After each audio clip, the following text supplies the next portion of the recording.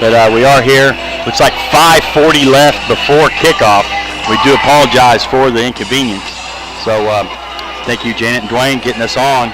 The partner, these two teams faced off last year, week 1, and Aurora prevailed.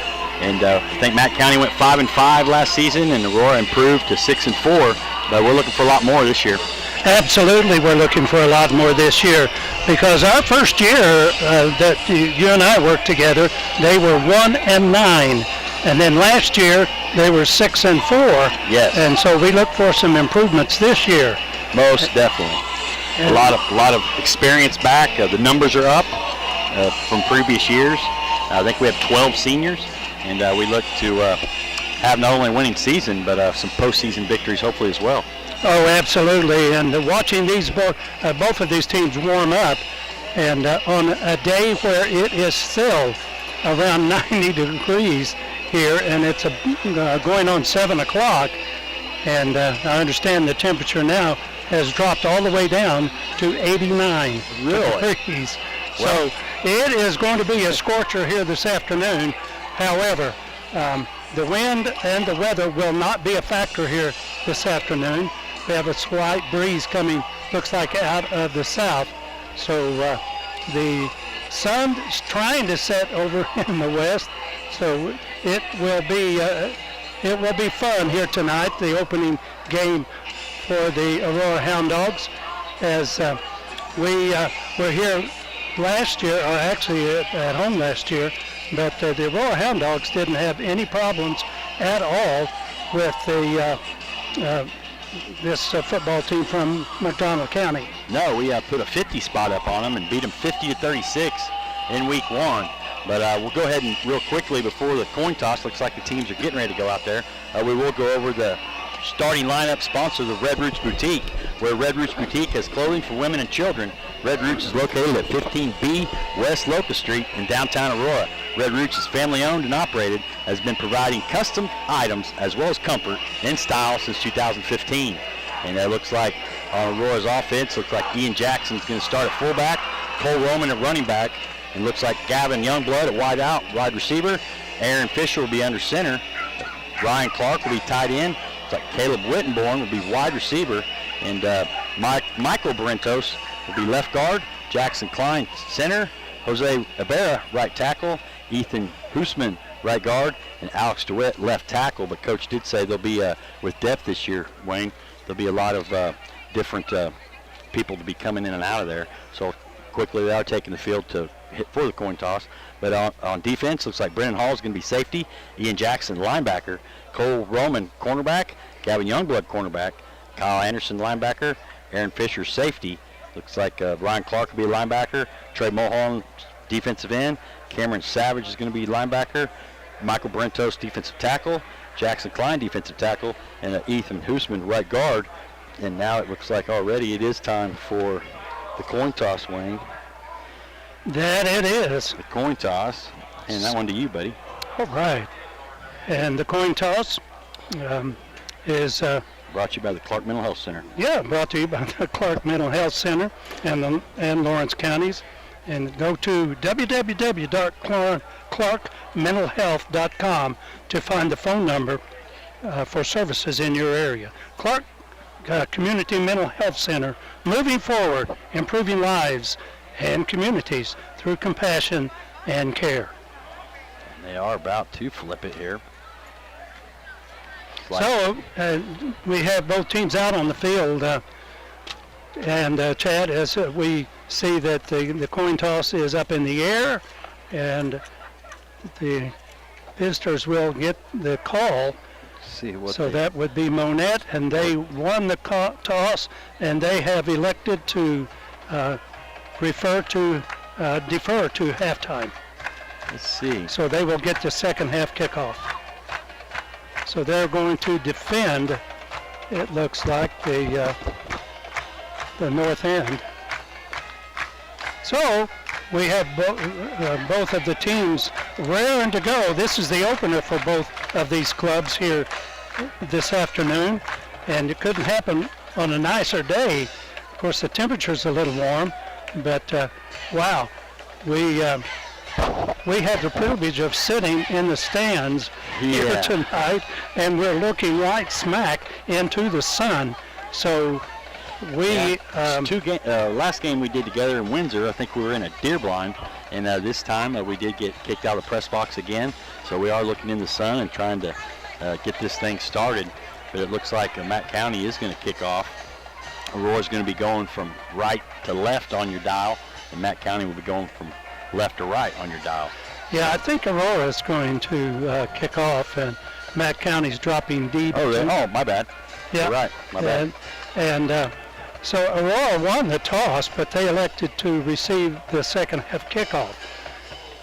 And dropping back to do the kicking, looks like Fisher. I believe that is Aaron Fisher, and he is also the quarterback and the defensive back.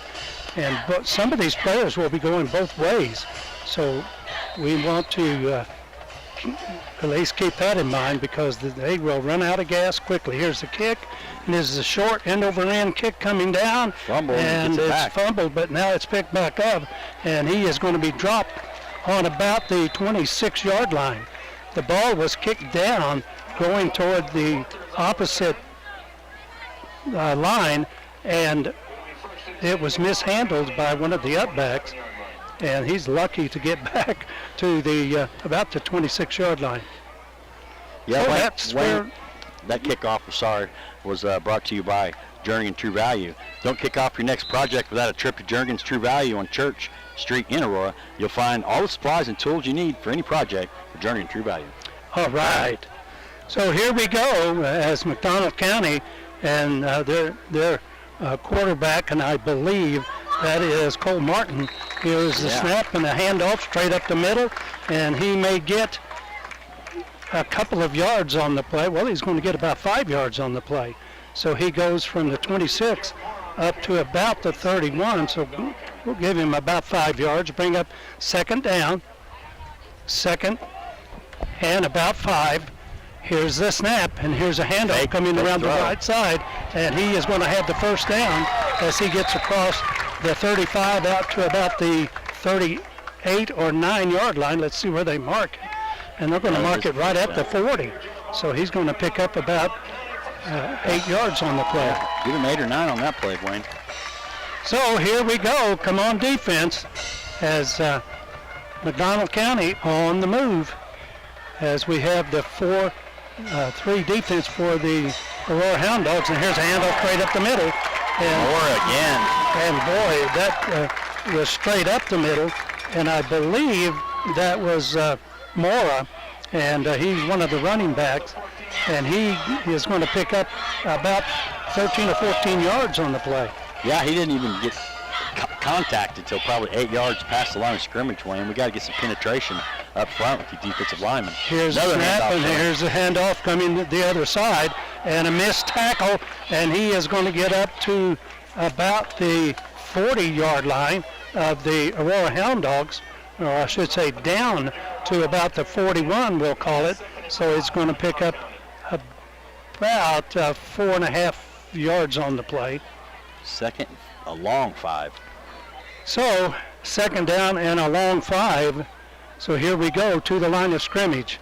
Here is the quarterback, and that is Cole Martin, as he looks over the defense. Now he drops back into the shotgun, waiting for the snap. He gets it, hands it off to the running back. Good job. And he's going to be dropped right at the 40-yard line. That was a great play by the defensive line.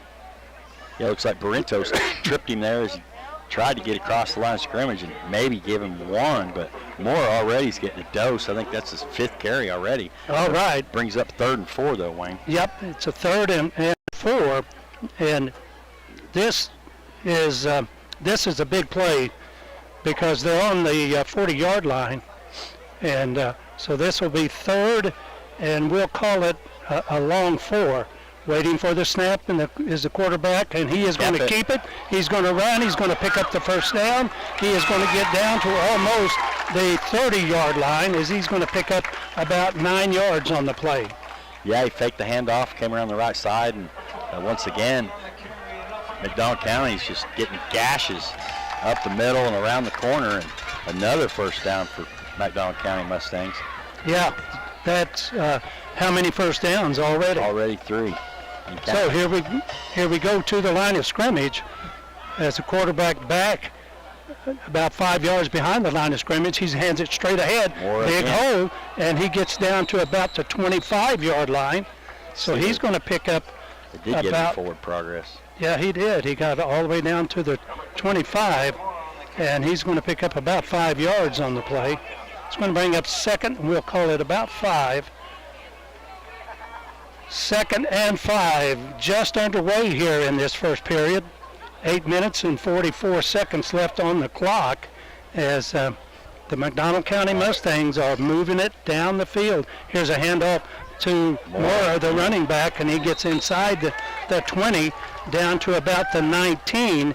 So he's going to pick up a first down on the play. And I started to say another first down, but they're making it look awfully easy, guys. Yeah, and that's already unofficially at least 40 yards for Mora, Wayne. So here we go to the line of scrimmage as they split the left side, and I believe that is Gordon. So here's the snap, a high snap. Mora and again.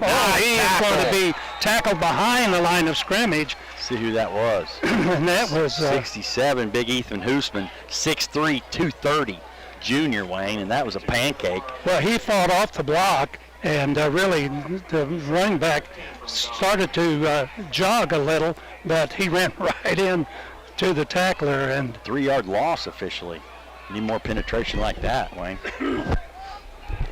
They still haven't passed yet. It's on the 22-yard line. We'll see what the Hounds do. Get some pressure on. Oh, a high snap, and here's the handoff straight up the middle, and he is down inside the 15, down to about the 10-yard line, and he is going to be awfully close to a first down. Yeah, that was Dustin Dowd on the play, Wayne. So they're going to spot it on the 11-yard line. 3rd and 1. So it's 3rd down, and this is, we hate to say it, but this is a huge down right here. 2, they saying credit, so. So here we go to the line of scrimmage. Here is the quarterback back. He hands it straight in the middle, and he has the first down. He gets inside the 10 down to about the 6-yard line. So that's about where they're going to spot it, on about the 6-yard line. So it's going to be another first down. It's going to be 1st and goal from the 6-yard line. So McDonald County, and if I remember correctly, they did the same thing last year. Yeah, they did come out of the gate strong. They did. They came out of the gate strong, and that was it for them. Here we go to the line of scrimmage. Here is the quarterback back, and he hands it off to Mora. He is going to be in the end zone. So actually, that was Dowd, Dowd. 6 yards. So Dowd runs it in from 6 yards out, and at the 6:34 time. Yeah, they went right down the field, Wayne, unofficially 74 yards on that drive. And big gash up and down by the Mustangs. This first quarter is brought to you by Bill Baker Allstate Insurance. Bill Baker Allstate Insurance has over 55 years of experience in his office. Contact him today at 417-678-5163 for all your auto, home, and life insurance needs, and that was good. And the kick was up, and it was good. So that's the scoring here with 6 minutes and 34 seconds remaining in the first quarter. And if I remember correctly, they did the same thing last year. They drove it down the field, and I thought, boy, oh boy, this is going to be a long game. But it was a long game, but fortunately the Hound Dogs came out on the scoring end. So, and they scored 50 points last year. 50 to 36, yeah.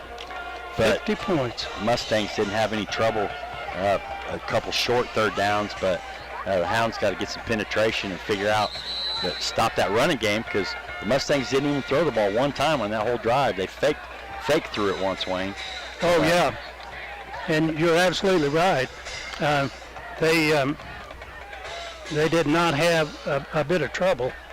We do want to apologize for the short pregame, folks. We're having some technical difficulties, and like I said, we are in the bleachers facing the sun, so it is a little tough sled here starting out. But next week we will be, there's no place like home.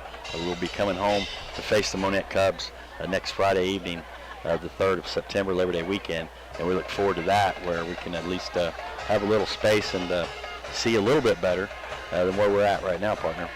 Oh, absolutely. And Aurora Hound Dogs out on the field ready to receive this kick by the McDonald County Mustangs. And now they make their way out. I do expect more water breaks as hot as this is, and we will take a break here in a minute. The station will have to do it for us since we are handcuffed tonight. And it could be the signal outside here where we're at as well. I'm not for sure, but McDonald County is getting ready to kick off from the 40-yard line here. Yeah, and they, as Chad said, will be kicking from the 40-yard line.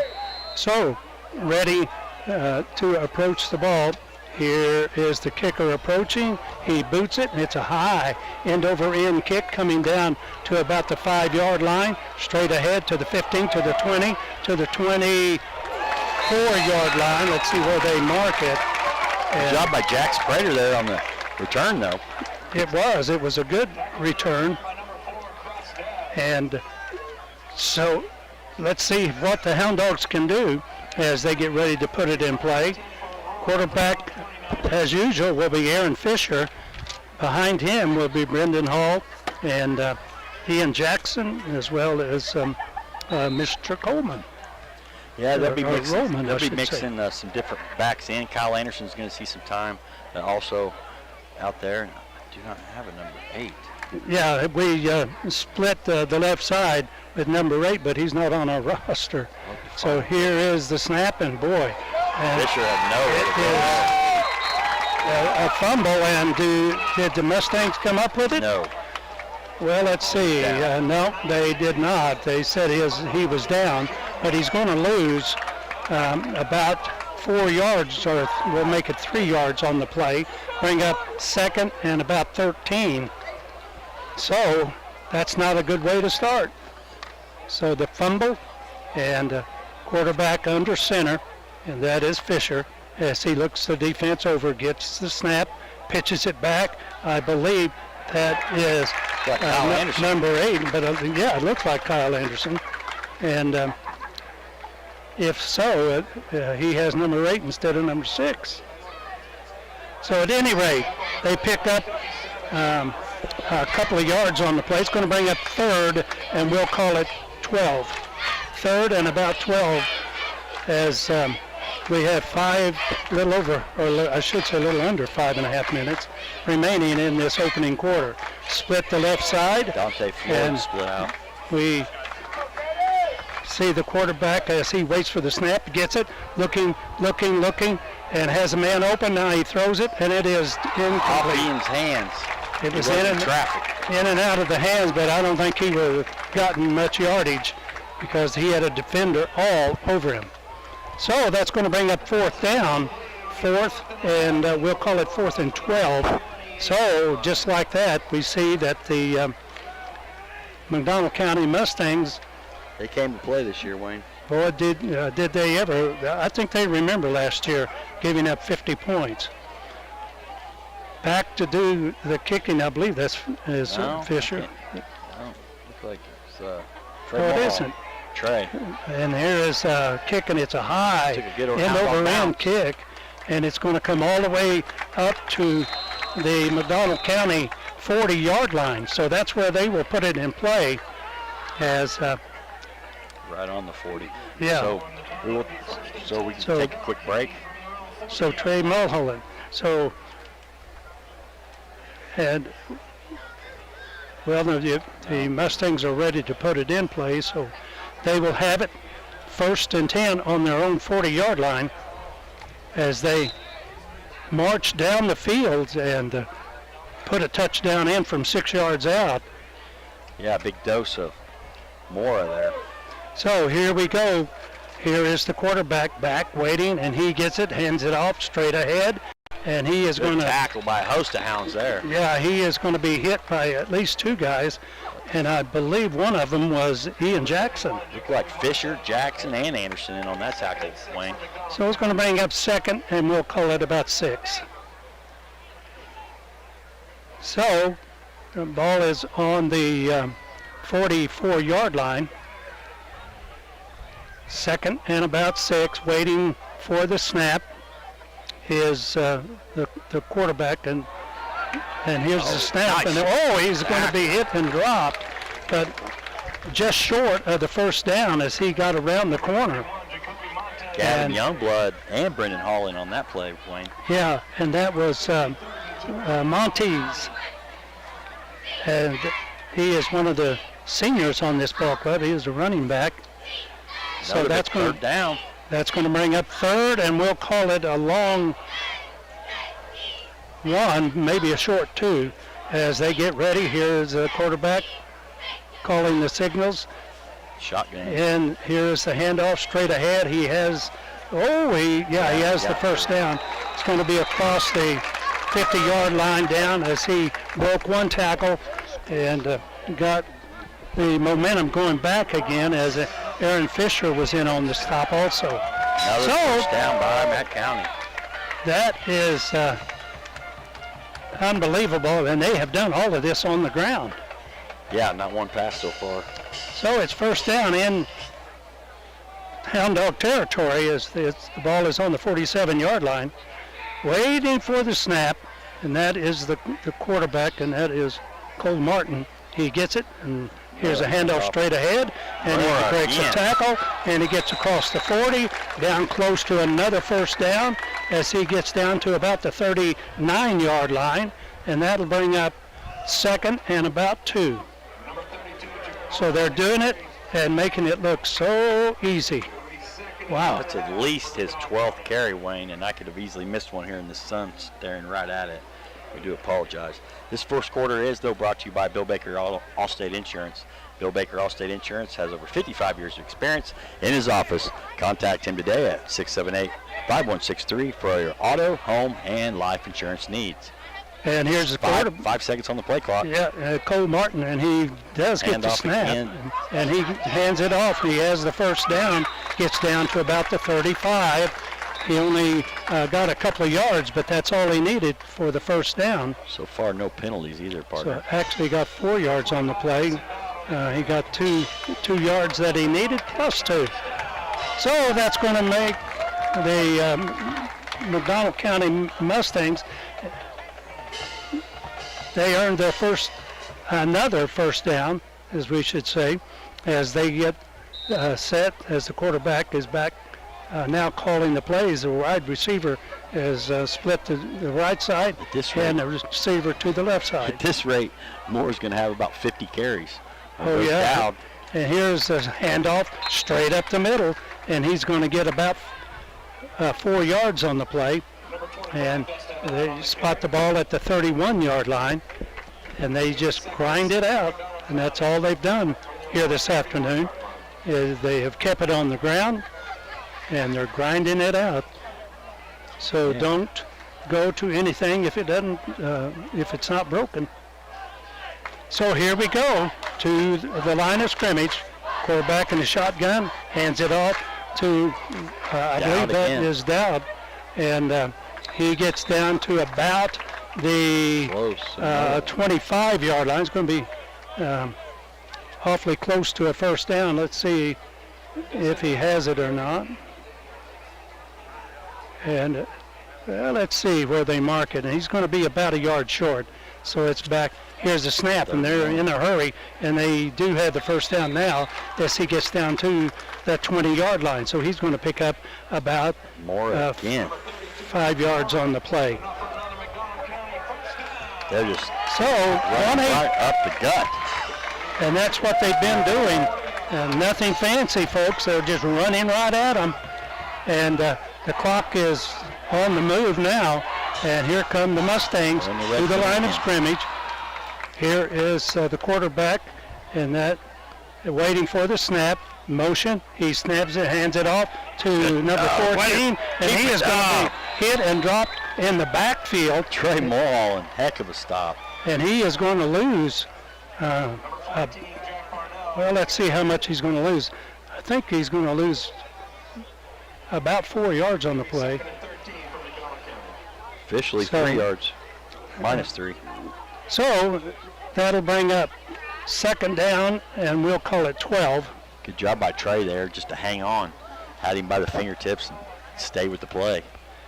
And here is Cole Martin, the quarterback, as he is in the shotgun, hands it off straight up the middle, and that is, with the tackle, I believe, was that Mr. Mora, and I believe it was, and he gets down to inside the 20, down to about the 16-yard line. So it'll be the last play of the quarter, partner. Yep, that's it. So the score at the end of the first period of play here in McDonald County, the McDonald County Mustangs 7, and the guest, who would be the Aurora Hound Dogs, nothing. So we'll take a break, and we'll be back right after this.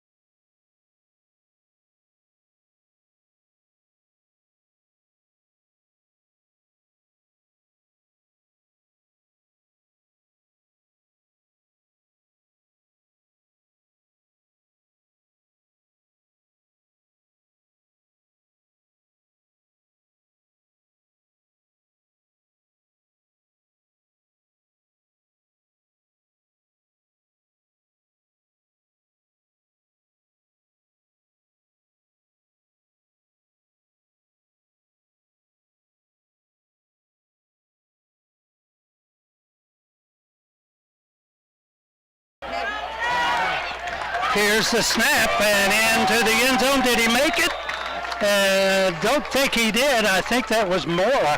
That's Weston Gordon. New running back. And he gets down to about the 1 yard line, and now in a hurry, here we go again. Hurry up offense. And you're right, the hurry up, and the quarterback sneaks it in, and that's a touchdown. Martin. So touchdown. Time is 11:45 here in this second quarter, and the McDonald County Mustangs are putting on a show.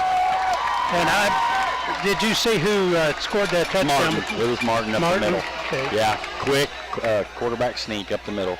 Gordon got from the 16 to the 1.5, and then Martin snuck it in. And extra point. Extra point is good. So the score right now, folks, is 14-0. 14-0 in favor of the McDonald County Mustangs. So this second quarter sponsor is Caldwell Banker Show Me Properties. Caldwell Banker Show Me Properties is a proud Hound Dog sponsor. Come visit us at our new office at 1630 South Elliott Avenue and see why Caldwell Banker Show Me Properties is Aurora's trusted real estate agency. Call them today at 417-678-4210. You may take a quick break after this and come right back. Yeah, we'll. I see the Hound Dogs are back out on the field, and here come the Hound Dogs are out on the field, and McDonald County Mustangs just now on the field. So we're ready to receive this second half kickoff. I shouldn't say second half, second quarter kickoff. And my goodness gracious, I'm telling you folks, McDonald County is making it look awfully, awfully easy. And they have stayed on the ground, and every play they have run has been on the ground. Waiting for the kickoff, and I believe that is Moats that will be doing the kicking. Here's a kick, and it's a high, short kick coming down at the 20 to the 25 to the up to about the 28 or 29-yard line. A big pile up there. So the Hound Dogs will put it in play on their own 34-yard line, we'll call it. So let's see if we can't get something going here. My goodness gracious. Hounds came out so flat, Wayne. They do get the ball to start the second half. So right now we just need to sustain a drive and try to get a first down and move the chains. You're not kidding. And let's see if we can't get something going offensively. Here is Fisher, the quarterback, under center. And here is motion. I believe that's Roman. It is Roman. And here's a handoff to Roman. And he is going to be stacked up after a short gain. And we'll give him a couple of yards on the play. I think he got across the 30 to about the 31. So we'll call it second and about 8. So the clock running, 11 minutes almost exactly on the clock, so plenty of time to get this offense going. Here we go to the line of scrimmage. Here is Fisher, the quarterback, under center. He's waiting for the snap. He gets it. And now here's a handoff. I believe that was Anderson. Is Anderson. And he is going to get across the 30 to about the 35. So he'll pick up about 3 yards on the play. So it'll bring up third, and we'll call it about 5. Third and about 5. Aurora's not known for passing. Obviously run the triple option. We normally get most of our yards on the ground, but got Roman out here on the outside lane. We'll see what happens here. Yeah, Savage we see, also.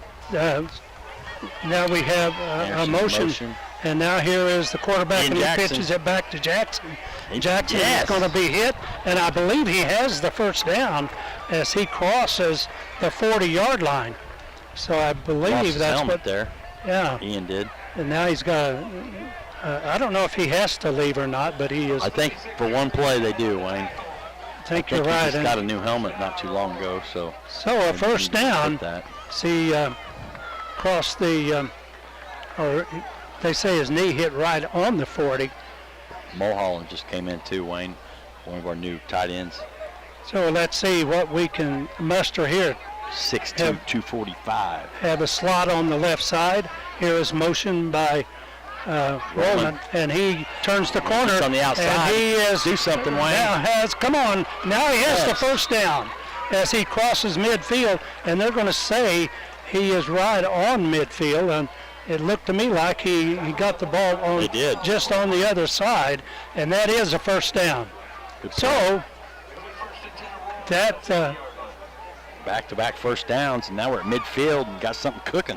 Yes, we have, and it would behoove us to get this ball in the end zone. That first down was brought to you by Pettit Law Office. Pettit Law Office is your local legal team practicing personal injury, workman's comp, and estate planning. Give them a call today at 417-678-2187. Sorry, partner. Well, that's a handoff straight up the middle, and I believe that was Brendan Holm, and he got maybe a yard on the play as he was stacked up. So here we go as the Fisher, the quarterback, and as he has the play brought in, and I think that was Cameron Savage that brought the play in. So here we go. Under center is Fisher, the quarterback. Here's Roman in motion. Here's a handoff straight ahead. He's going to get out to about the 46-yard line. Yeah, I believe, Wayne, that's Justice Nickel, 6'1.5", 205 fullback, only a sophomore. They're going to give him 4 on that yard play. Well, he was hit at about the 48-yard line and just pushed the defender forward for a couple of yards. 3rd and 6, big play here. Here is a big play. 3rd down, 6 to go as Fisher under center, and he hands it straight ahead and not much running room. He gets across the 45 down to about the 44, but that's going to bring up 4th down. Fisher. And, well, so it's 4th down and about 4 to go. 4th and 4, looks like Trey Mulholland is back in punt coverage, Wayne. Yep. With punt formation, sorry. Yeah, as Mulholland back, he will do the punting this year. Here's the snap, here's the punt. It's a line drive punt coming down. Fair catch at about the 5-yard line. So that's where the Mustangs will put it in play. So we have about 7 minutes and 43 seconds on the clock, and the Mustangs will put it in play. So they did not take a timeout. I thought they may after change of possession, but sun is starting to go behind the clouds, so that is good. Yeah, boy, is it ever. We are sitting okay, now we can see a little bit. Yeah. Well, sun is behind a small cloud up there. But here come the Mustangs up to the line of scrimmage, back in shotgun formation. Is the quarterback, he hands it off straight ahead, and he is going to work it out. He's going to get a couple of yards. He's going to get it out from the 5 out to about this 31, Jacoby Montez on the carry, and he come up limping here, Wayne. Yeah, oh boy, he did, and he's a senior for McDonald County. Yeah, 3-yard gain.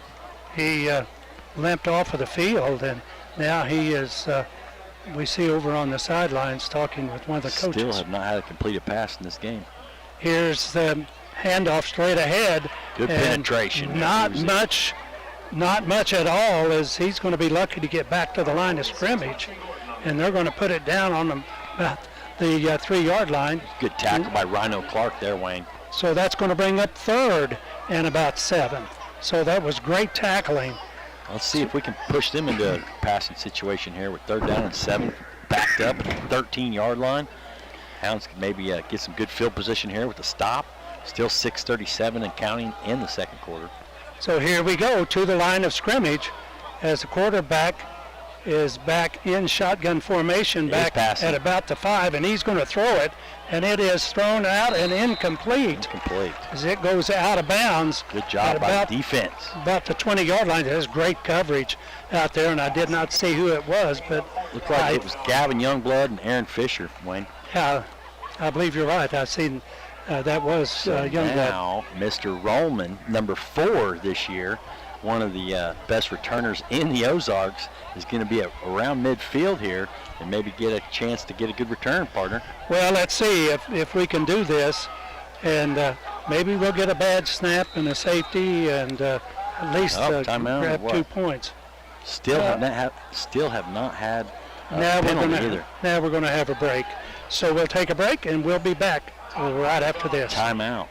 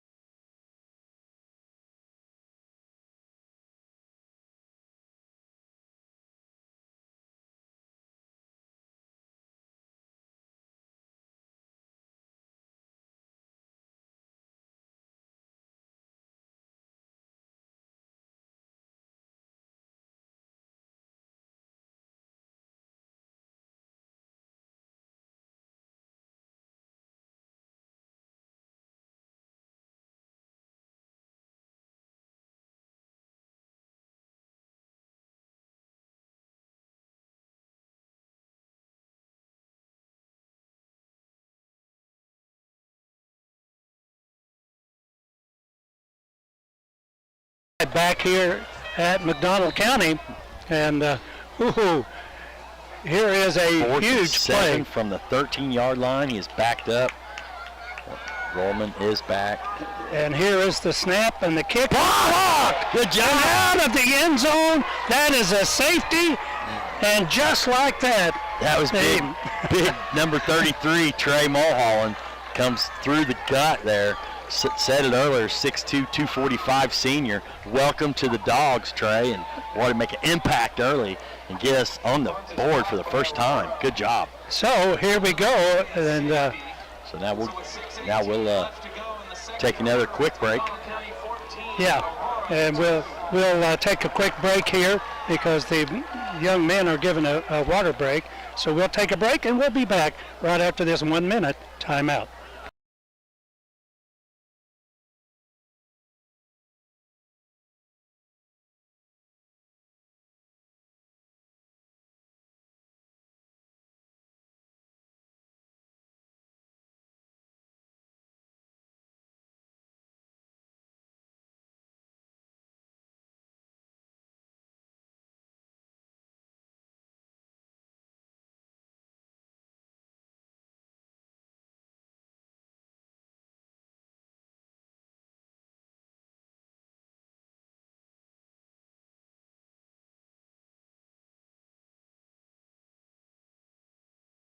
Yes, we are back.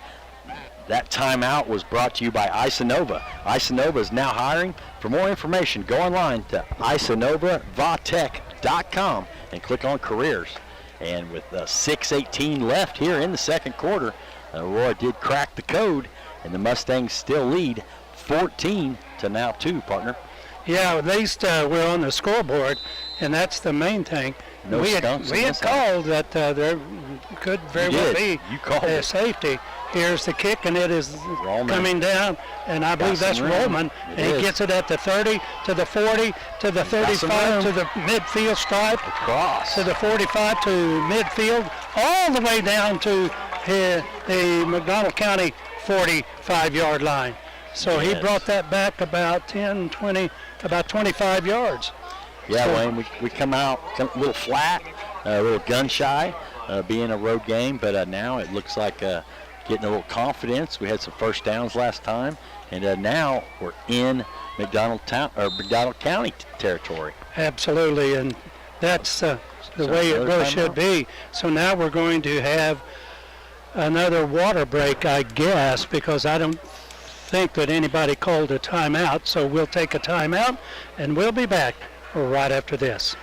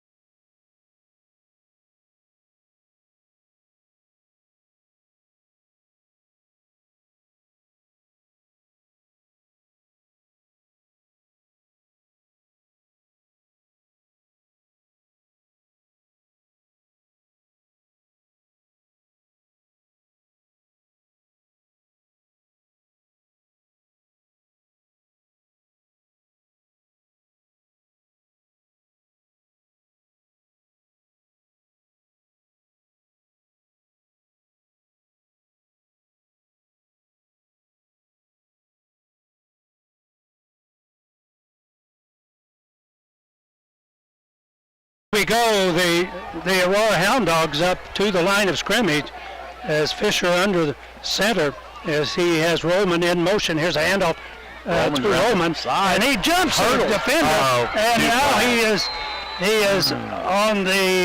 is down on the 35-yard line, and that's going to be a first down, but we have a flag on the play, and that's going to be, I think, against Aurora. Yeah, that would have been a first down, but I think they are going to call that against Aurora, Wayne. And let's see what it is, as we may have some holding here.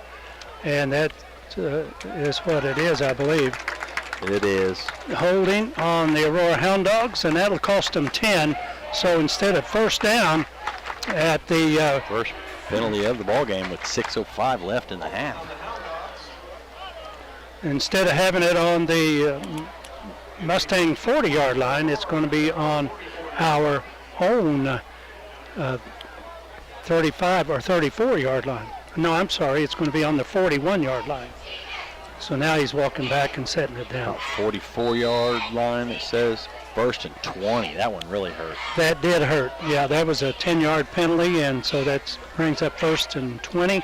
Well, let's get it back. Let's see, as Fisher under center, and now we have ball, a reverse, and then Roman fumbled on the exchange. I believe the Mustangs got it. They did. They sure did. They fell on the fumble. So here we go, as the first turnover of the game is going to belong to the Aurora Hound Dogs. Just when we had some momentum going. Doggone it. And that's going to be on the 42-yard line. So that's where McDonald County will set it up. Well, come on, defense. We hate to have you back out there on the field this soon. Quickly, yeah. Kind of killed the momentum a little bit, Wayne. Still 5:54 left here before half. That was costly. Yeah, it was. Here's the quarterback back in the shotgun formation, handoff straight ahead. He is going to drive across to about the 40-yard line. Give him a couple of yards on the play. Bring up second, and we'll call it about 8. Well, we'll call it, give him 3 yards because he got across the 40-yard line. Yeah, that second. one hurt. And we'll call it about 7. In shotgun formation is the quarterback, and that is... He's passing. Here's a pass over the middle. Intercepted. And it's intercepted. And here is Fisher, and he's crossed the 20, the 30, the 35, 40, crossed the 40 up to almost the 42-yard line. But let's see what the laundry is. Let's see what the penalty is. I think it's on Matt County. And I'm not sure what this is, but it looks like holding. And we'll see what it is. And it is holding against Mac. We should deny that.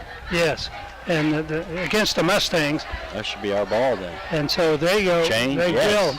They will decline the penalty. Or maybe it was during the run back. Who knows? Nope, we declined it. They're going to place it on the 44-yard line and call it first down.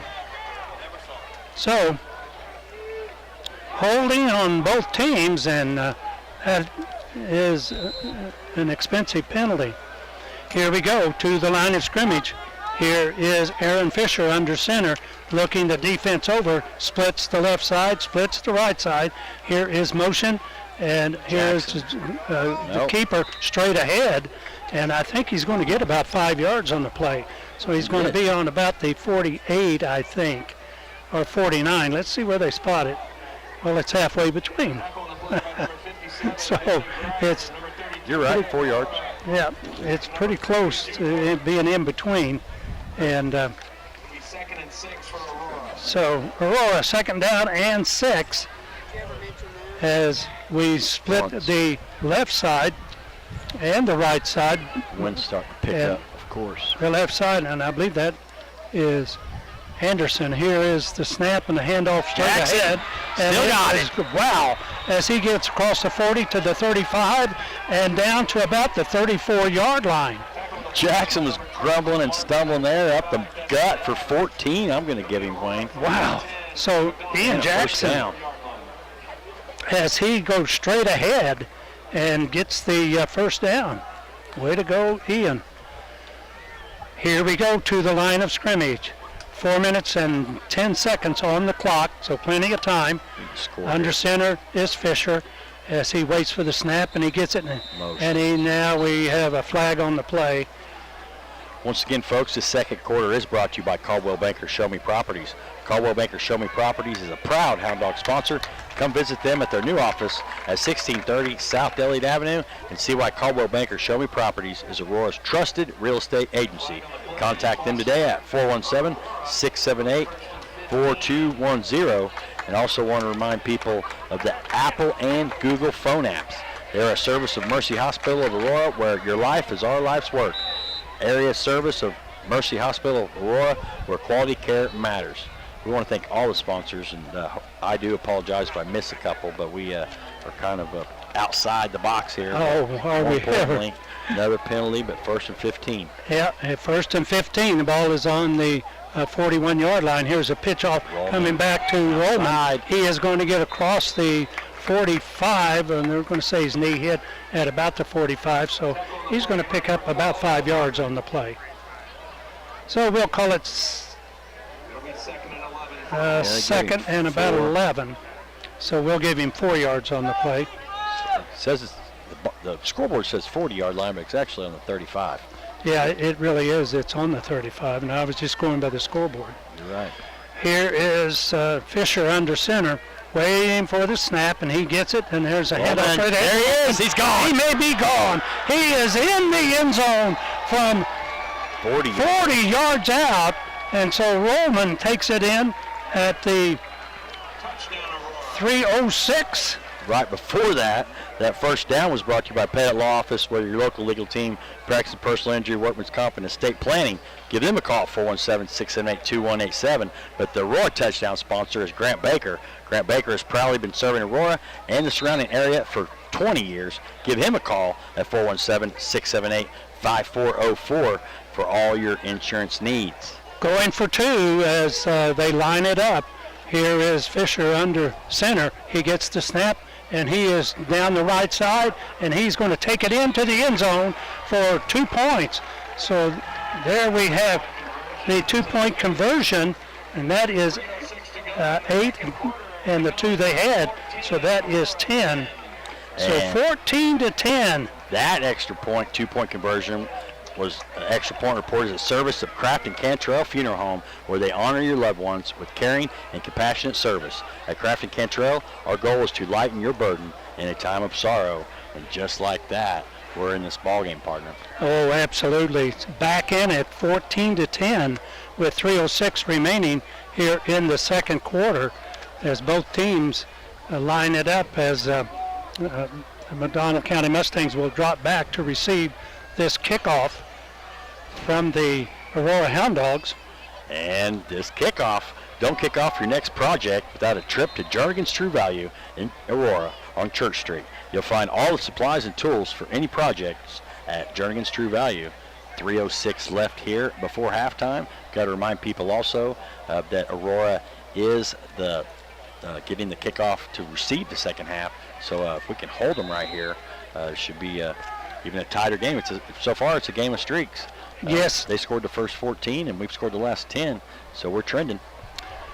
Well, let's see if we can keep it up. Here is Fisher back to do the booting, and he kicks it, and it's a short kick coming down at about the 15 and across the 20 to 25 to 30, and he is caught from behind as he crossed the 45-yard line, and I was just getting ready to say that he may be gone, but he was caught from behind, and I couldn't tell who that was, but I believe that may have been Fisher, the kicker, that brought him down.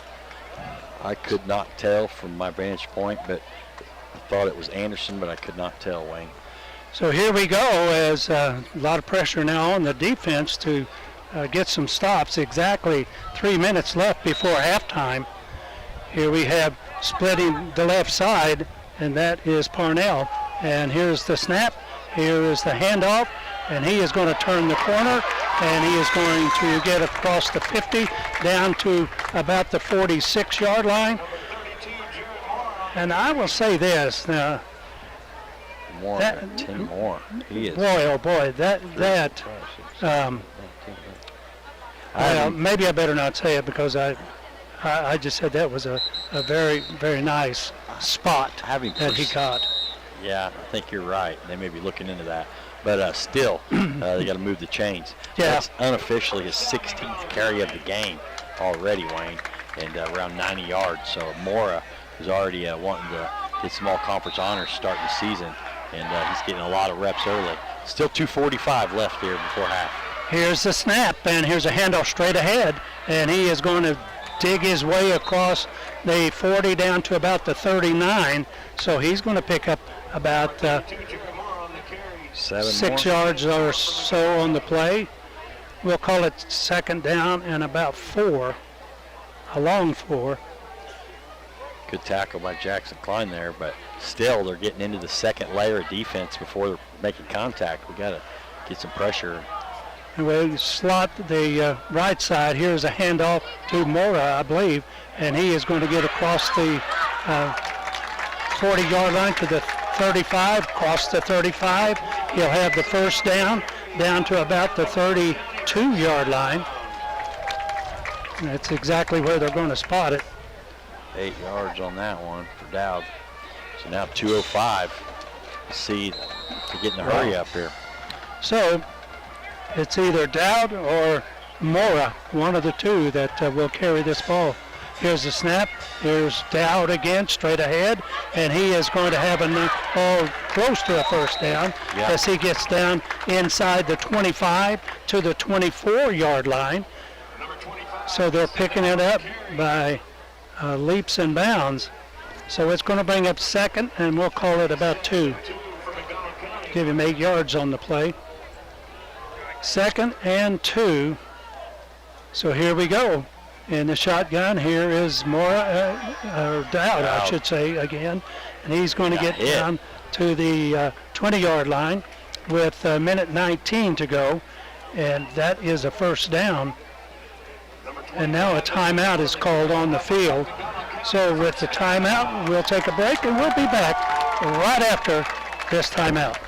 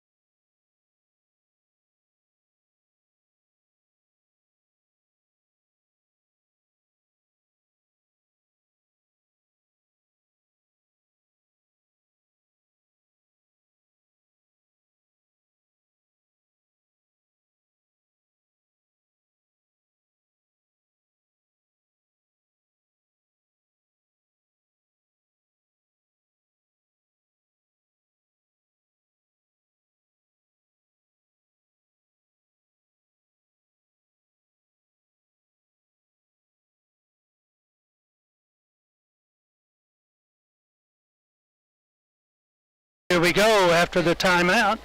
After the timeout, here is, and I believe that is Mora, and he is going to turn the right side down inside the 20 to about the 20. Well, actually, they gave him all the way down to the 15, maybe the 14-yard line. Good grief. Yeah, that timeout was brought to you by Isanova, Wayne, where they are hiring. For more information, go online to Isanova Vautech and click on careers.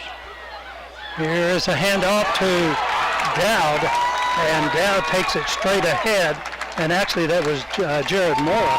Mora's got a dose. And Mora carries it down inside the 5-yard line with 47 seconds on the clock, 47.1, and now the clock is running. Here is a snap, a handoff straight ahead, and a touchdown. So at the 43.5 second clock. I believe that was Mora that took it in. It was. And the extra point try will be, I believe, that is 9-2 TU, and that is N-I-N-E, the first name. Here is the snap, ball down, the kick up. And it is high enough. Is it long enough? And it is not. So it is no good. So the score will be 20 to 10. 20 to 10. So there's only 43 and a half seconds left. So let's see if how this kickoff goes. They may squib it and see if they can't fall on it. Who knows? Who knows? I'm telling you this. This is something I think that was unexpected because Aurora was really set to compete this year, and now they find themselves down by 10, 20 to 10. It's hard to start on the road in the heat. I'm not going to make excuses for them, but you can tell sometimes when you're being an ex-player, sometimes you got to get hit a time or two or hit somebody to get in the game. And it looked like we were kind of starstruck that first quarter a little bit, so to speak.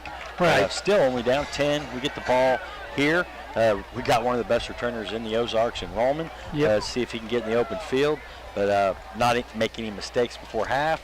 And good coaches, make some adjustments at halftime, and we will see what happens here. But we're just down 10. Yeah, Jared Mora will do the kicking as Mora's he everywhere. Approaches and boots it.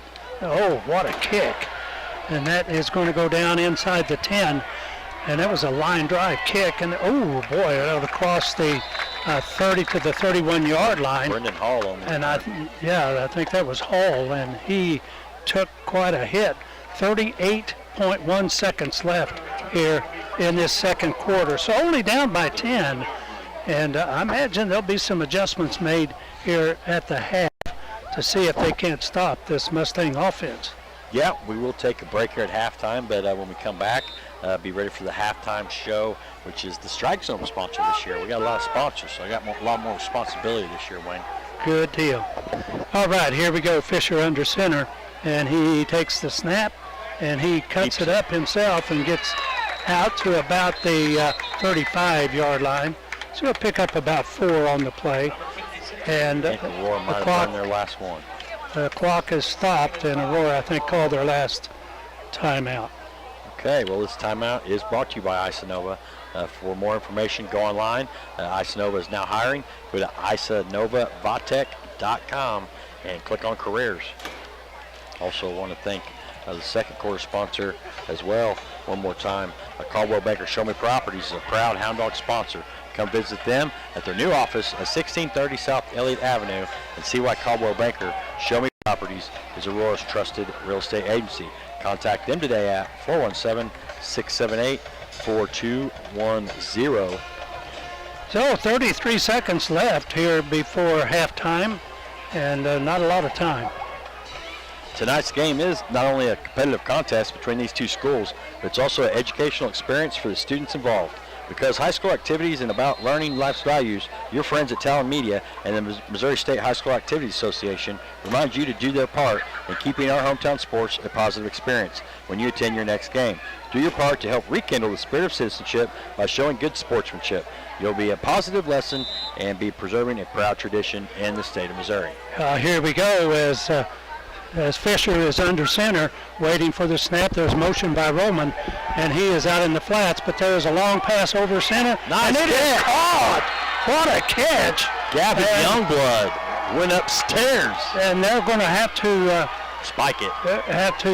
Yeah. Oh, but I guess they're letting the chain gang get up there. Oh, they're waiting, yeah. That went from 35 to 30, so that was a 35-yard catch by Youngblood up in traffic. And what a catch, and he leaped up in the air and caught that thing. So waiting, and now a timeout by Aurora. Okay, so the scoreboard was wrong. They had. Yeah. I thought they had us.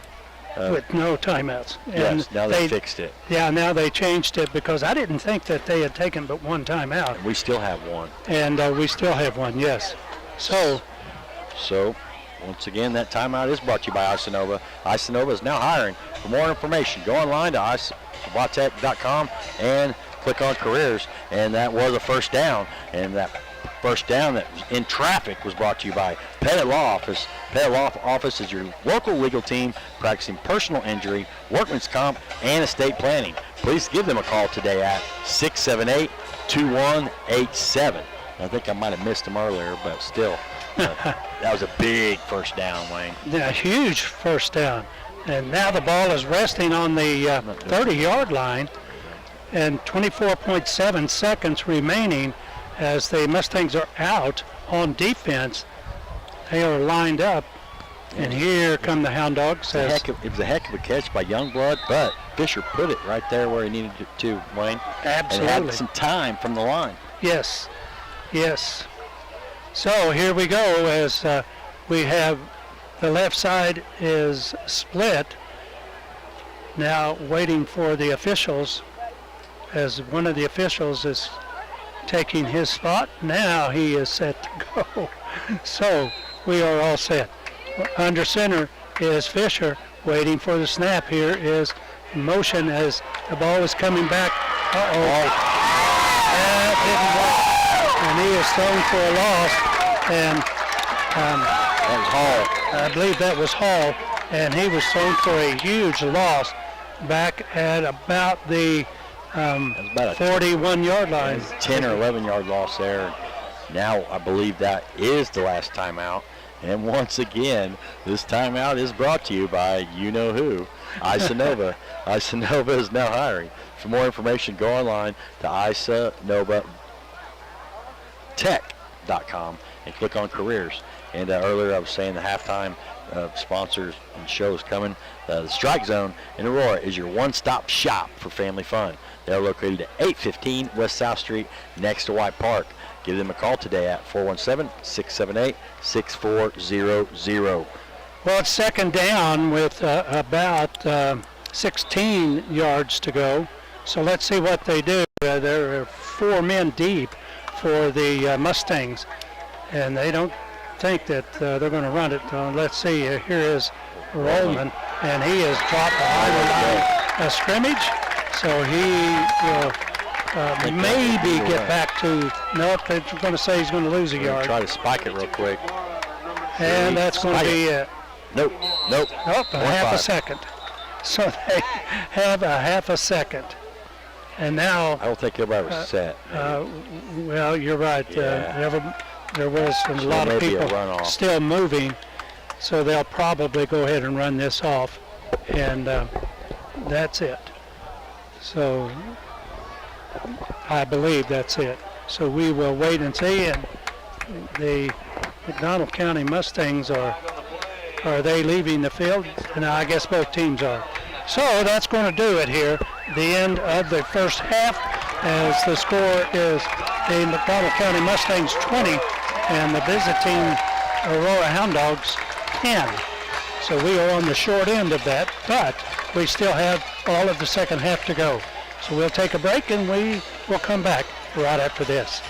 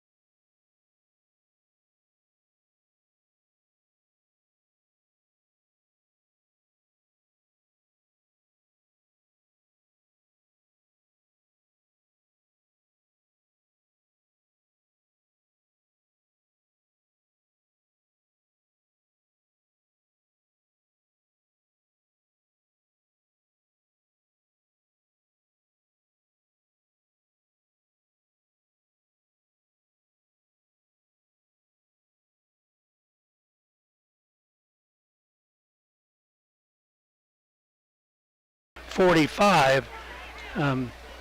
I believe that was I think that was Mora that took it 40 yards, and the kick was good.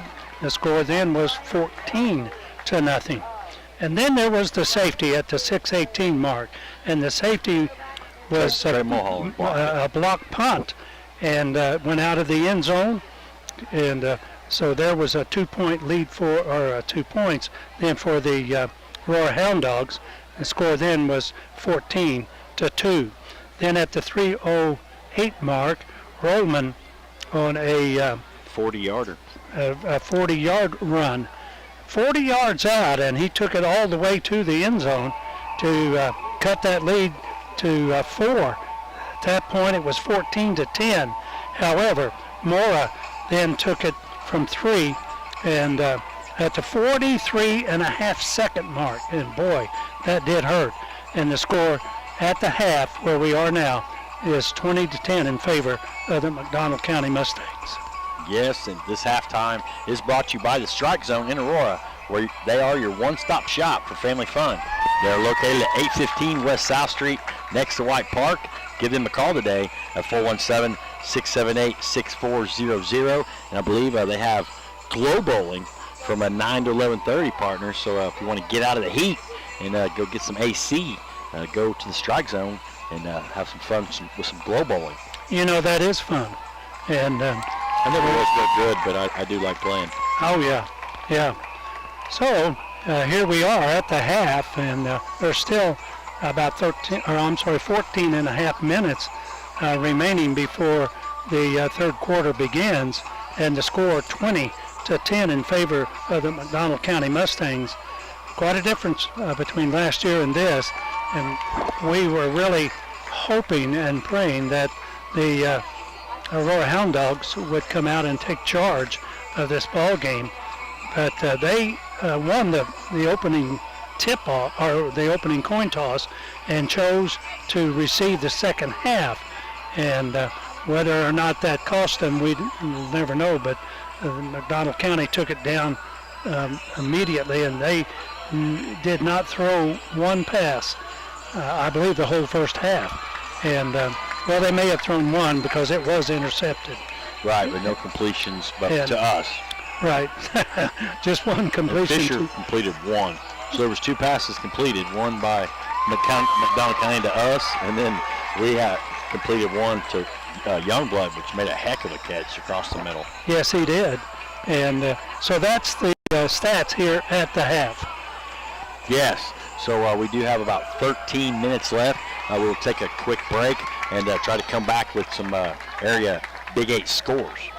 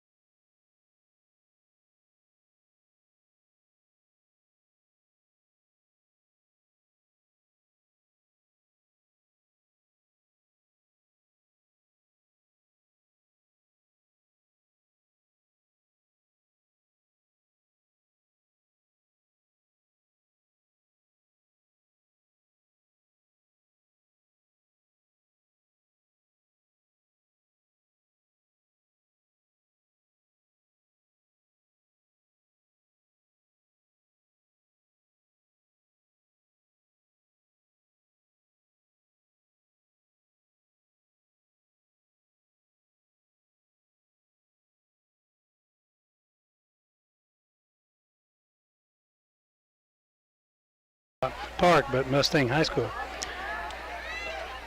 Whether it's balls or strikes, fouls or flags, your referees and game officials are a vital part of high school athletics. If you've ever tried your hand at officiating, you know how hard these men and women work, and you certainly know that they would never miss a call intentionally. So keep these things in mind as you attend your next event. After all, respecting officials and authority figures is one of the most valuable lessons that we can teach our students. This message was brought to you by your friends at Talon Broadcasting and the Missouri State High School Activities Association. All right, partner. All right. Well, looks like let's jump into some scores here. Looks like Webb City and Joplin, a big boy football there. 16-13 Webb City in the second quarter.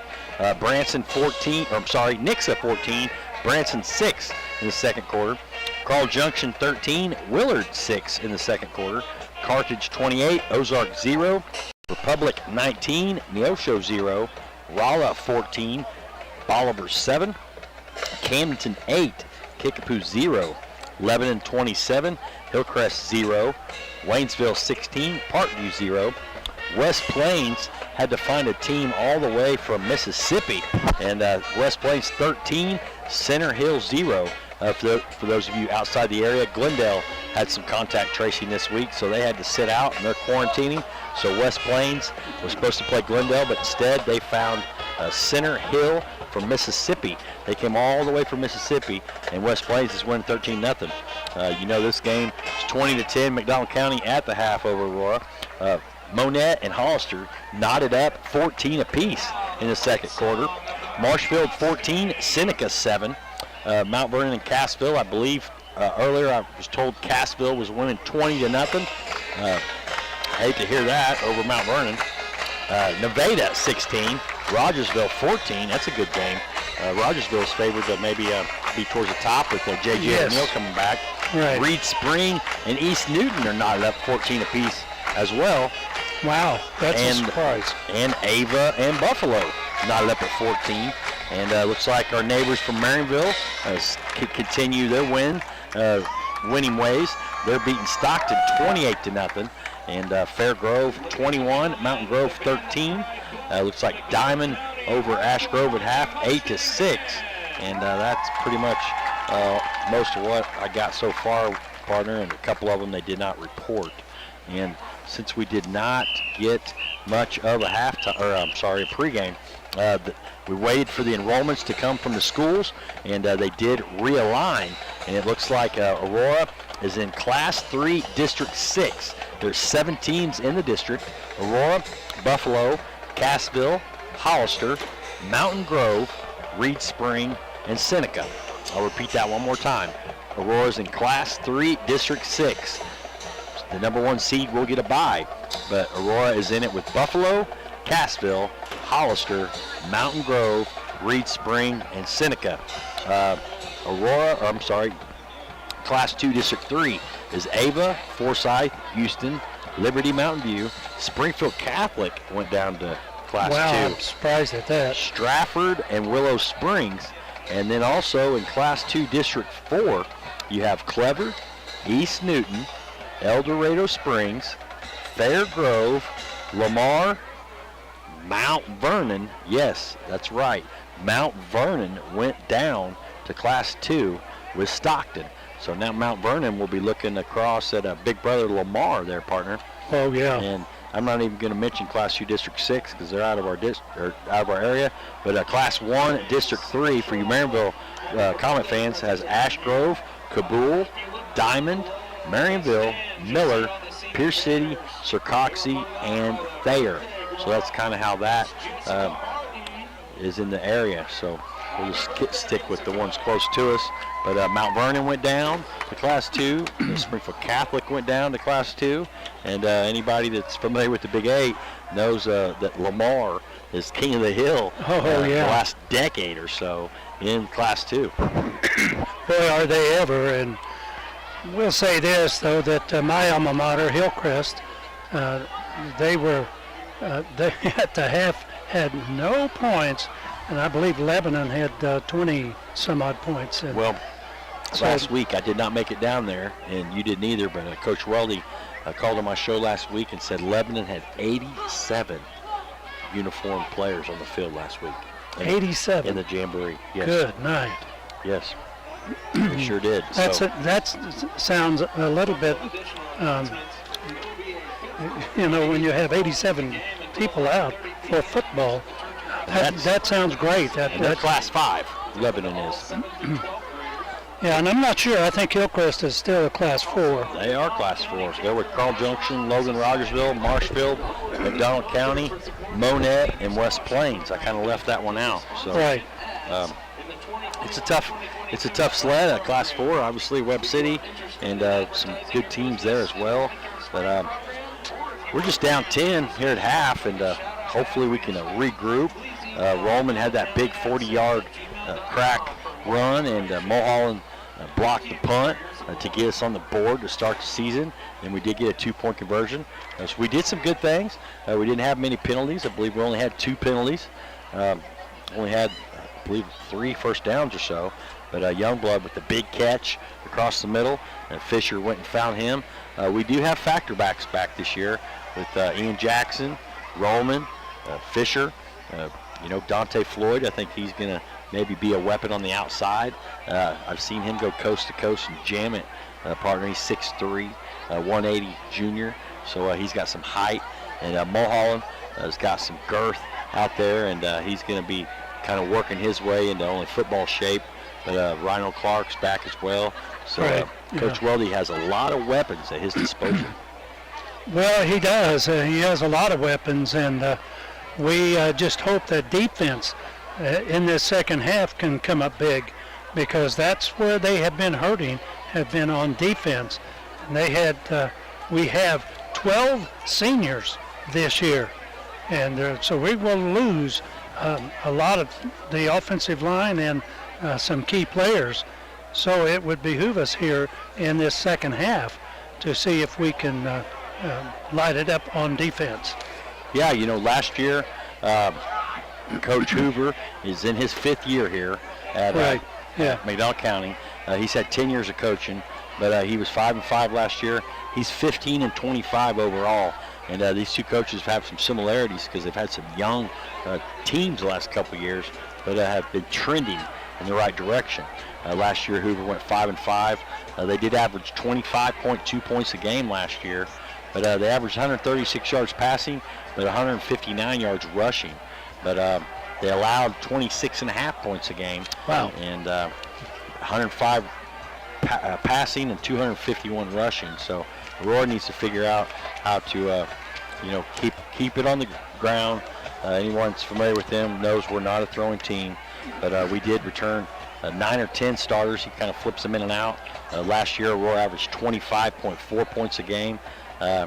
There's 7 starters back on D. 7 are seniors, 2 are juniors. They allowed 24.6 points a game. So we've strided in the right direction. But as we get into the season, next week we have the schedule up. We do come home for 2 weeks. Monette next week, and then Rogersville week 3. So and then we go to Mount Vernon week 4, which I'm really, really, really looking forward to that game. You bet. I will never forget that game 2 years ago. It was 46-0. Yeah. All there was fire trucks and fireworks, and Mount Vernon's going down to Class 2. So if this senior class wants revenge, week 4 is that week, and I can't wait. You betcha. Well, Sorry, Mother. we have about a little over a minute and a half, and we see the Aurora Hound Dogs coming out of the dressing room. And they may add a couple minutes because I don't even see the other team yet. Yeah, they generally will put 3 minutes on the clock. So why don't we do this? Why don't we take a break, and we'll be back right after this timeout.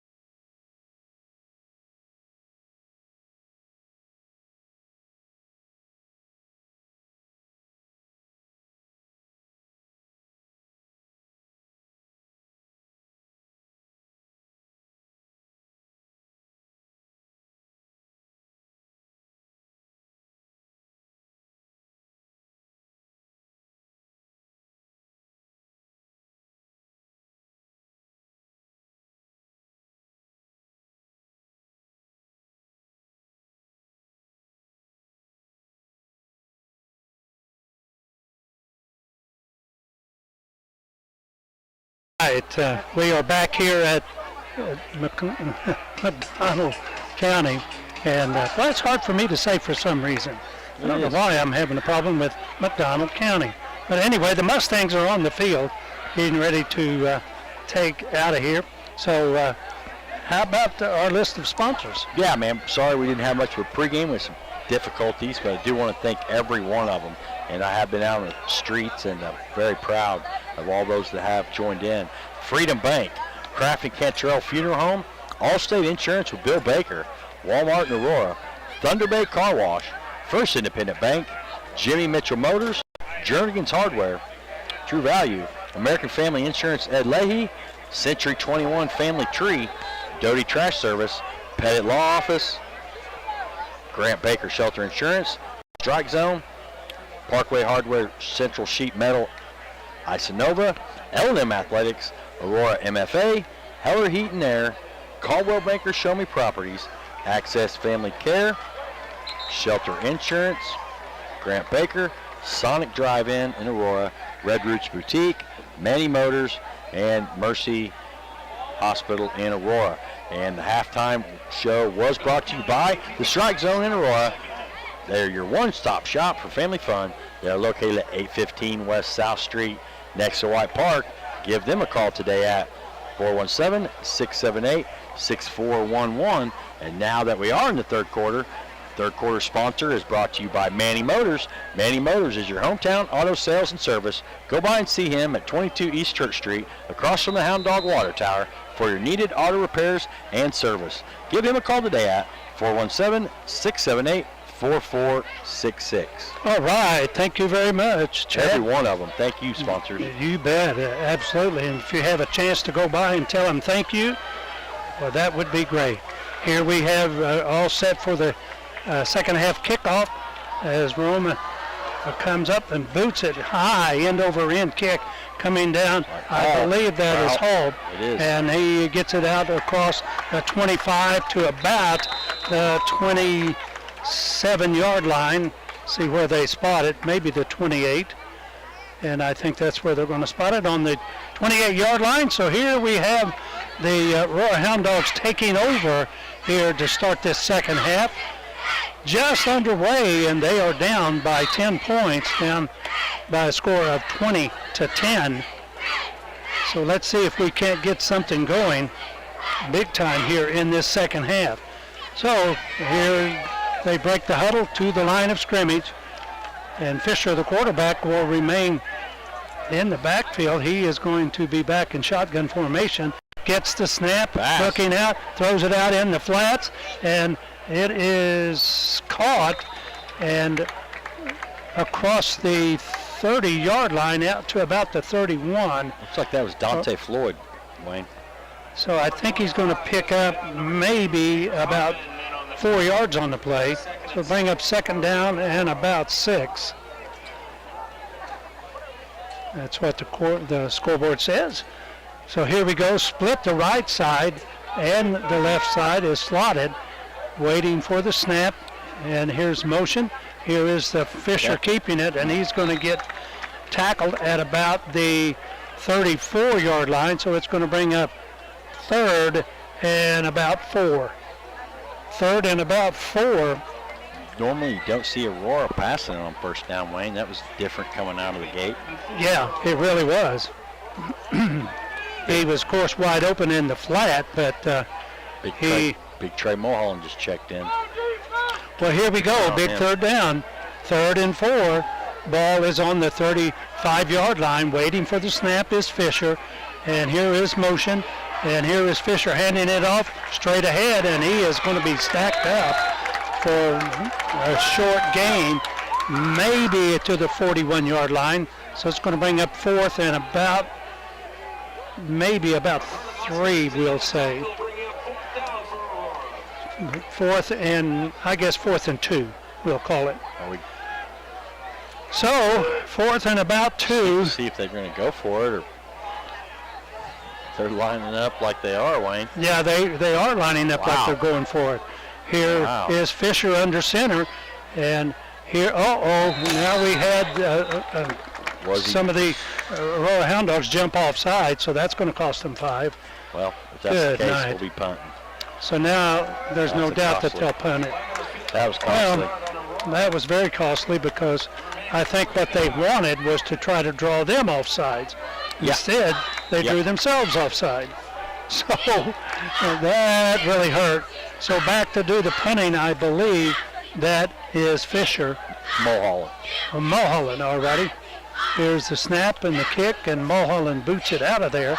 Taken at the 35, straight ahead to the 40, out to the 45-yard line. And that's where the Mustangs will put it in play. And they're going to spot it on the 46-yard line. Good tackle by Wittenborn there on the tackle. Caleb Wittenborn stopped him, but once again, Mustangs are starting in good field position. They shut us down early, and now 46-yard line here. 46-yard line is where they're starting from, their own 46. And if it's anything like the first half, they will probably keep it on the ground. Waiting for the snap is the quarterback. Here is the snap, and straight ahead and to midfield. It's going to pick up about 4 yards on the play. Mr. Mora. So Mora, boy, he is some back. He unofficially had 106 or so yards in the first half, Wayne. Give him 5 more there. So it's going to bring up 2nd and 5.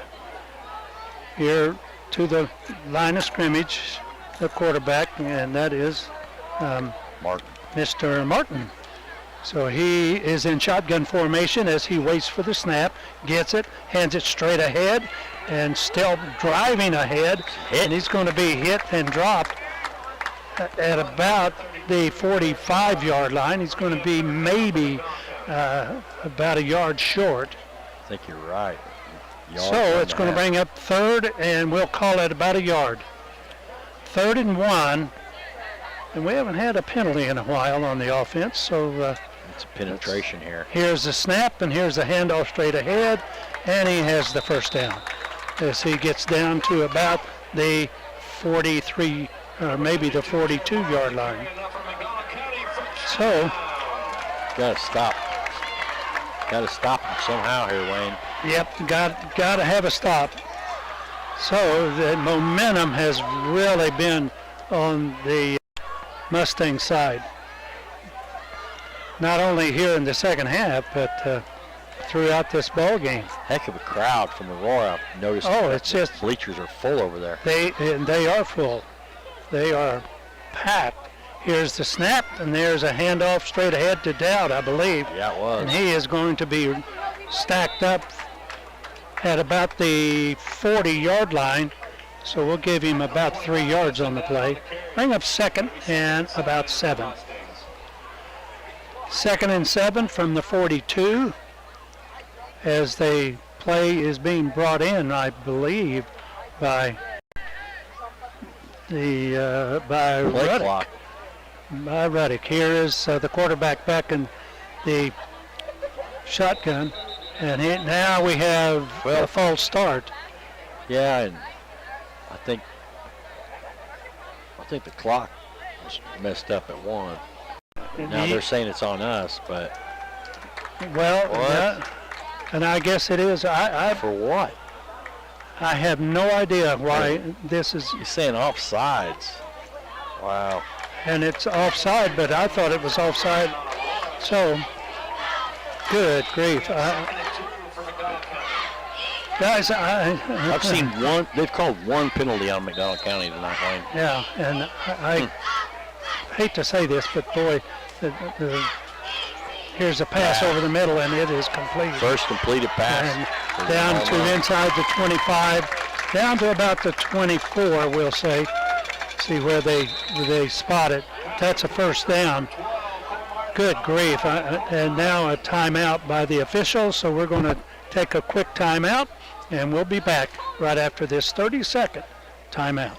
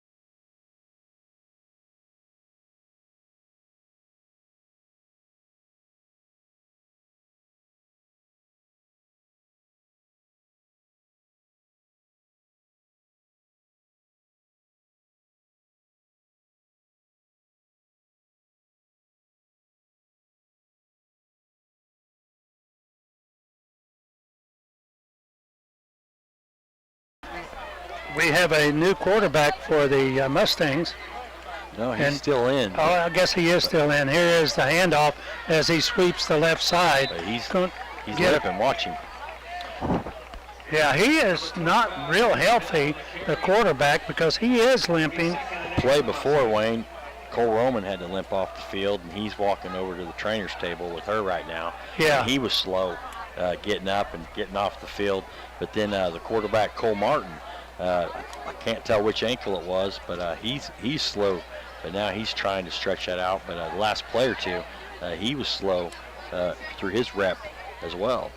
Well, he is in. On that. Yeah, he's in the shotgun formation, waiting for the snap. He gets it, and now he's back to pass, and he is going to run. And now he throws it, and it is incomplete. Threw it behind the receiver, and I think that was Dowd. Yeah, the receiver another was Dowd. open.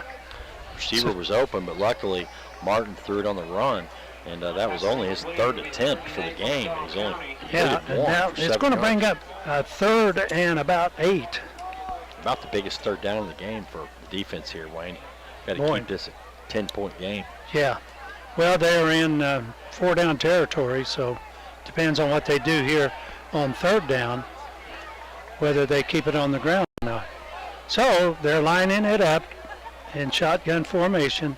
Here's the snap, and here's the handoff. No, penetration.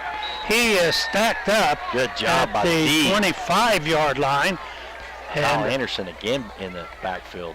He is going to lose a yard or two, and they're going to set that up at the 25, and it's going to bring up fourth, and we'll call it about 10. So he lost a couple of yards on that play. And here comes McDonald County's taking their time. I believe Mora just checked out of the game, and I believe in the game is Ruddick. So he's going to split the left side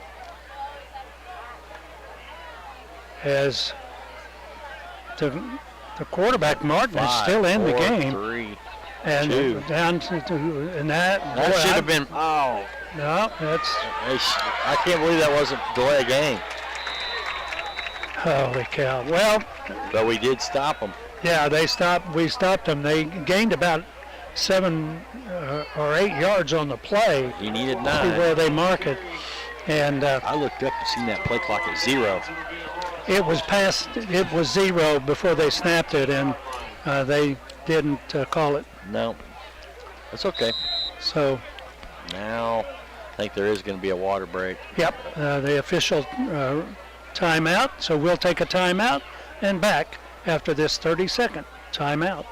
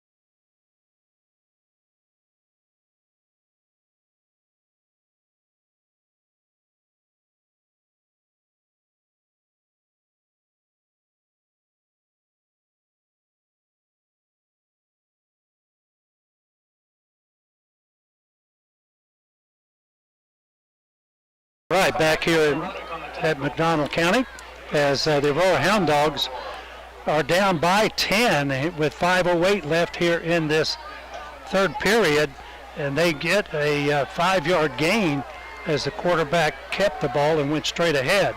So this is 2nd and 5. Here's the snap, and the quarterback again keeps it and gets across the 25, maybe for a yard or two. So it's going to bring up third, and we'll call it 3rd and about 5. Rollman is back in the game, but now somebody's back down. Somebody else is down. And this third quarter is brought to you by Manny Motors. Manny Motors is your hometown auto sales and service. Go by and see him today at 22 East Church Street across from the Hound Dog Water Tower for your needed auto repairs and service, or give him a call today at 417-678-4466. Well, I think that was Rollman as he limped off of the field. He was back in the game. So it's going to bring up third, and we'll call it a long 3. Waiting for the snap is Fisher. He gets it and goes straight ahead, and I think he may have the first down. He is right at the 30, and he had to get it close to the 30. So I think he may have it, and he does. So that's a first down for the Aurora Hound Dogs, and boy, that was sorely needed. 4:18 on the clock as I was trying to see the numbers to see if Rollman was back in, and he is, I believe. That was a first down. That first down was brought to you by Pet Law Office. Pet Law Office is your local legal team practicing personal injury, workman's comp, and estate planning. Give them a call today at 678-2187, and that pass is complete. And once again, that is a first down, and that was by Kyle Anderson, I believe. It was, yes. That was a 21 yards by Kyle. And once again, another first down. This first down was brought to you by Pet Law Office. They are your local legal team practicing personal injury, workman's comp, and estate planning. Give them a call today at 678-2187. Well, here we go to the line of scrimmage. Fisher, the quarterback, is in shotgun formation. Nope, now he's under center as he walks up. Here is motion, and here's a handoff straight ahead. Big hole for Rollman as he gets out right at the 45-yard line. So he's going to pick up about 7 yards on the play. Good job. To bring up about second and about 3. Good to see Cole back in there. So that was great to see him back in there. So here we go to the line of scrimmage, and now he splits the right side as he comes out way deep on the right side. Here is motion, and now is a quarterback keeper straight up the middle, and he is going to be another one. Close to the first down. Don't know if he has it or not. They may measure and see. So I haven't seen any indication. The officials are going to say he is, I guess, just short of the first down. Well, if they were going to measure, it is. And this first down measurement is brought to you by Ed Leahy, American Family Insurance. Ed Leahy, American Family Insurance is there to help protect you no matter what your insurance needs. Give them a call today at 417-678-2244 with 2:48 left here in the third quarter. So a first down measurement as they had to make up 3 yards. First one we've had tonight. And I believe that is, gosh, it's hard to see all the way over here, but no, I believe he's going to be short as they measure. Oh my goodness, that is so close. Even if, though, it's going to be third and inches, we're still. It's going to be third and I believe inches. So maybe just a link or two, huh? Yeah, they're bringing the ball back to the center spot and getting ready to spot it. And it is third and, they said third and inches, but it is, I mean, just third and inches.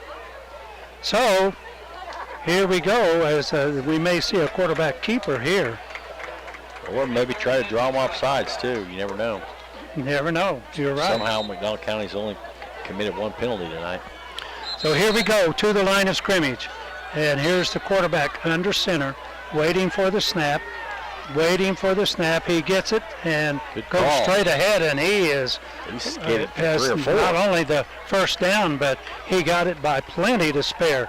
He got down to inside the 40, down to about the 43 or the 38-yard line, I'm going to I give him believe. 7 yards, Wayne. I'm going to give him 7 yards on that sneak. Yeah, that. Was he on the 45? Yeah, it's well, he's beyond the 40. Or no, 2 yards then. Yeah. Sorry. Yeah, Got ahead of myself. Yeah, he's on about the 38-yard line. Romans 1-on-1, 4 versus 4 out here. Well, let's see if we can take advantage of that. Here's the snap, and here is the quarterback straight ahead. He gets across the 45 down to about the 38-yard line. 30. So down to the 38-yard line. 33. It's going to bring up second down and 5. So he got 5 yards on the play. All right. Move. Second and 5. Making progress. Still, Come on, guys. Still plenty of time in this ball game. Oh, yeah. 1:45 on the clock in this third period. Split the right side all the way out and the left side.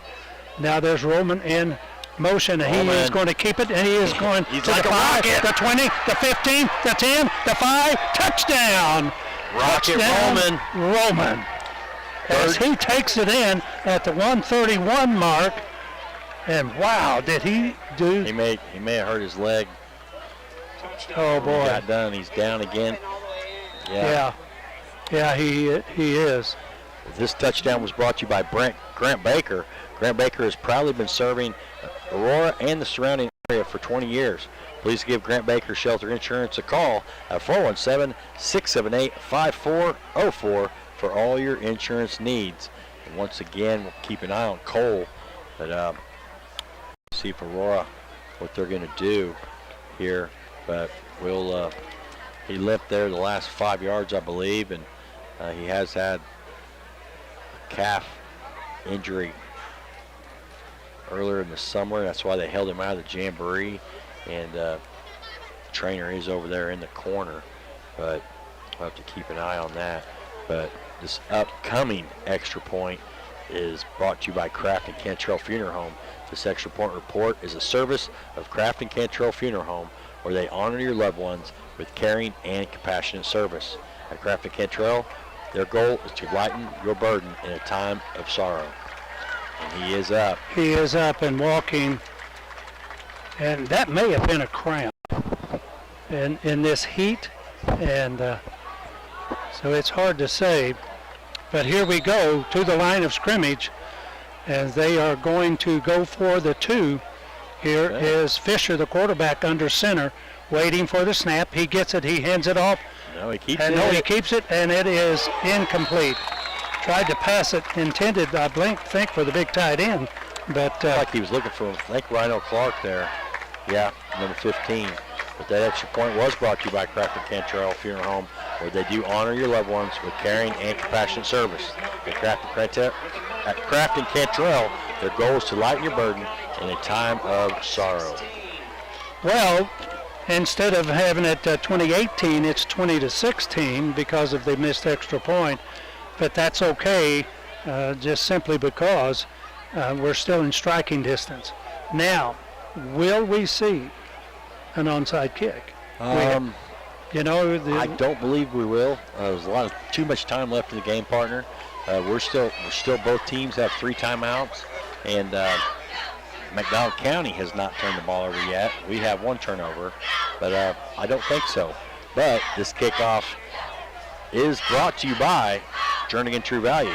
Don't kick off your next project without a trip to Jernigan True Value on Church Street in Aurora. You'll find all the supplies and tools you need for any project at Jernigan True Value. And Fisher is they're gonna tee it up. Brandon Hall's holding it, so hopefully kick it deep here. Yeah, Fisher generally does. Here's the boot, and it is a line drive, and it's coming down to about the 15, to the 20, 25, 30, 35, across the 35 out to about the 37 or 38-yard line. See where they mark it, and that's where, with 1 minute and 26 seconds left here in this third period. Good job. A freshman there, Jansen Hunt, number 42, if my schedule's right here on the tackle, Wayne. Good. See. Good. So 1 minute and 26 seconds left in this third period. So let's see if the defense can come up big. Now here's the quarterback walking up to the line of scrimmage, changing the play, it looked like, and waiting for the snap. He gets it, and there's the pass out in the flat, and straight ahead for the first down. Well, they're going to say he stepped out of bounds at about the 47-yard line. He had to get to the 48, so he is a yard short. Second down and 1 for the Mustangs from McDonald County. It's only the second completion for Martin. But It that really surprises me. Normally they've been grinding it, so we'll see what happens here. Yeah, the way they've been grinding this, so that they've not needed it. Here's a it's 2 in a row. Pass out in the flat. It is complete, and he is going to be tackled, but he has the first down across midfield to about the 47-yard line. Wow. So now they're going to open it up and throw it. Parnell, 2 in a row to Parnell. So into the ball game, I believe that's Mora as he trots in, and out comes Dowd. Roman's back on the field again here. Oh, wonderful. So Roman, I think he may have had a cramp. So here we go to the line of scrimmage. First down from the 47-yard line. Here's the handoff straight ahead, and he is going to cross the 45 down to the 40-yard line. He's going to pick up about 7 yards on the play. 7 more, huh?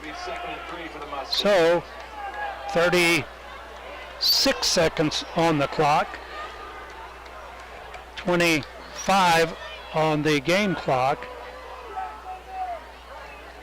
Splitting to the right side, and I believe that's Riddick. It is. So he goes to the. I got Mora for 23 carries, 125 yards, and I may have missed one early in the sun.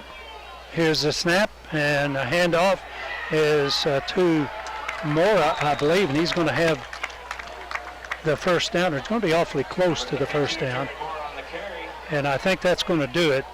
4.9 seconds left in this third period, and he is, well, I'm not sure if he is short of the first down. He has to get to the 46-yard line, and he is just short of it. The quarter is wrapping up, and that'll do it.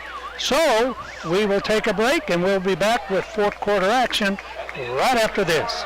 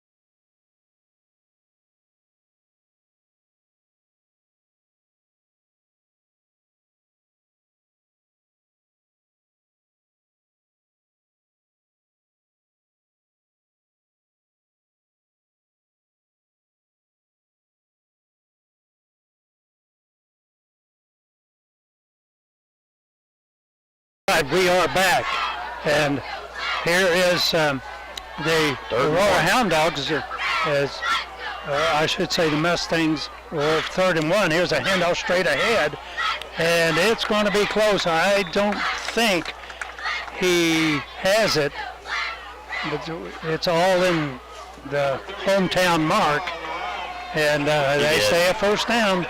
Good grief. Yeah, I tell you. Close. Well, they didn't even measure. They just waved it on, and so that's a first down. Well, this fourth quarter is brought to you by Matt Maple Century 21 Family Tree. Are you looking to buy or sell your home? Let Century 21 Family Tree help you with that transition. Give them a call today at 417-678-2121. A Century 21 Family Tree. Let our family help your family. They missed that hold on the end.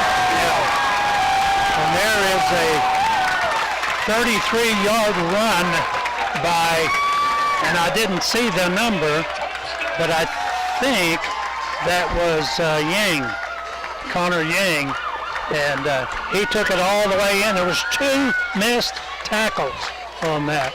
So at the 11:30 mark, there was a 33-yard run by Yang.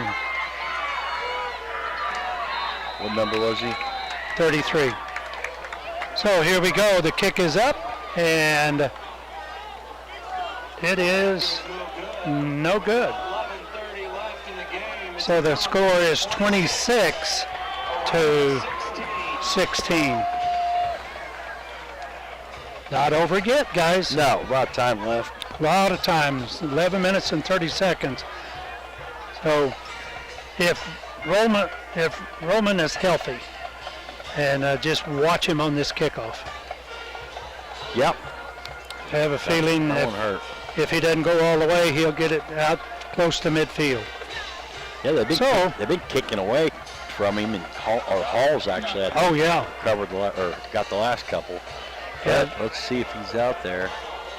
So I think Prater, Roman, and Hall are the 3 deep men, and Jackson's up next. So they do got Cole deeper, but they have been kicking it away from Cole. If they're smart, they will again. Yeah, let's see if they do, and they have been, you're right. And rightfully so. So, doing the kicking will be, I believe that's Mora.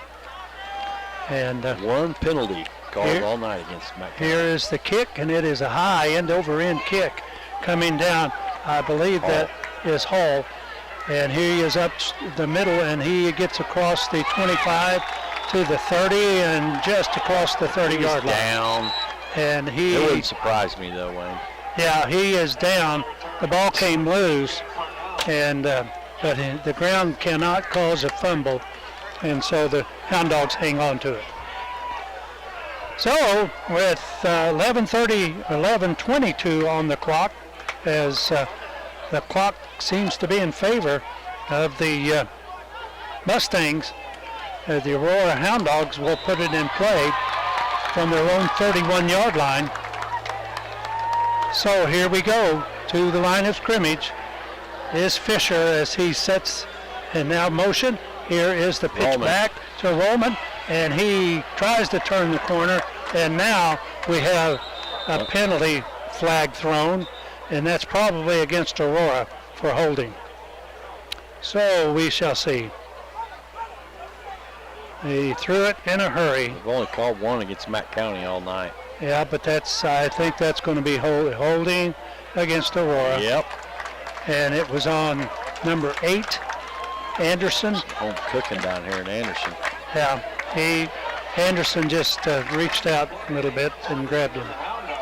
So he's right in front of the official, so I have to give him credit for that. And I say give him credit, that was the official. Yeah.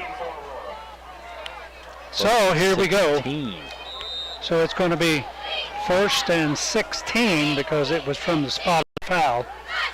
And instead of having it 2nd and 4, it is 1st and 15 or 16. Here is Fisher, the quarterback, back, looking, pass over the middle, and it is incomplete. Incomplete. It was intended for Roman. Roman was stretched out, guarded by number 12. He may have been bumped in traffic by Cole Martin, but needless to say.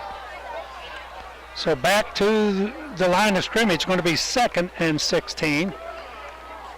The ball is on the 25-yard line. Mulholland check back in. Dante Floyd's on the outside. So split the left side and split the right side, slot the right side. That's where Roman is. Here's a pass, and it is intercepted. Intercepted on the way out of bounds inside. I think it was Cole Martin again. Yep, it was. So that was intercepted and taken over, I believe, at around the 26 or 7-yard line. See where they spot it, because he was headed in that direction, and that's where they're going to spot it. It's going to be on the 27-yard line. Defense needs to tighten up here, Wayne. Actually, it is the 28-yard line. Get ready for a big dose of Mora.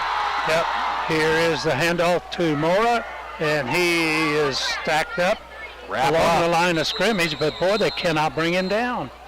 And they finally bring him down at inside the 30-yard line, and he got back. Got a pretty good spot again. Oh my gosh. Oh my gosh. Boy, oh boy. And now they're going to spot that thing. He was hit behind the line of scrimmage. And now it's down to the 27. Yeah, 3-yard gain. Yeah. Well, so here we go from the 27-yard line. Waiting for the snap is the quarterback. And there's a pass out in the flats. Complete. And it is to, I believe, that is Ruddick. And he takes it out of bounds inside the 10-yard line. Nope, they're saying he was out of bounds at about the 12. So that's where they're going to spot it. So the ball is on the 12, 1st and 10. And boy, are they on the move. And here, he is. What a tackle by Ian Jackson. Just stood more up and put him in the turf. That he did. So, wow. And I'm not sure he got back to the line of scrimmage, but they're going to say that he did. Yeah. So they're going to spot it at the 20 or at the 12-yard line. Nice so he wrap up there, man. Yeah, he got back, and he was hit behind the line of scrimmage, but they're going to put it back at the line of scrimmage. That was a textbook tackle there, Wayne. It was. He hit him right in the midsection. Here we go. Somehow still gave him a yard. And here is the quarterback, and that is Martin. And here is the pitch out to the side, and he's on his feet, and he is out of bounds.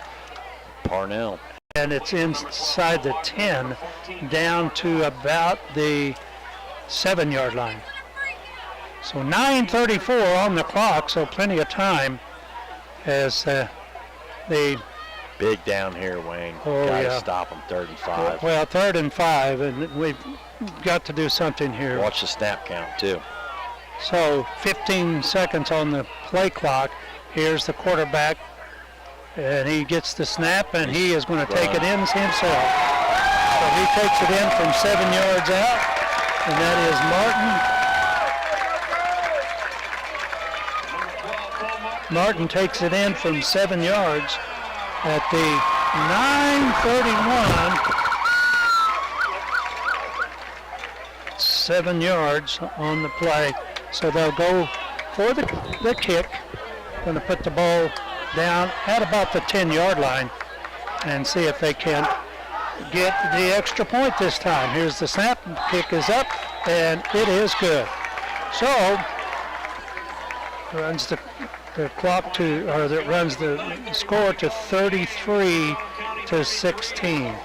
33-16, and that did hurt because they had him even at the line of scrimmage, and he broke that tackle.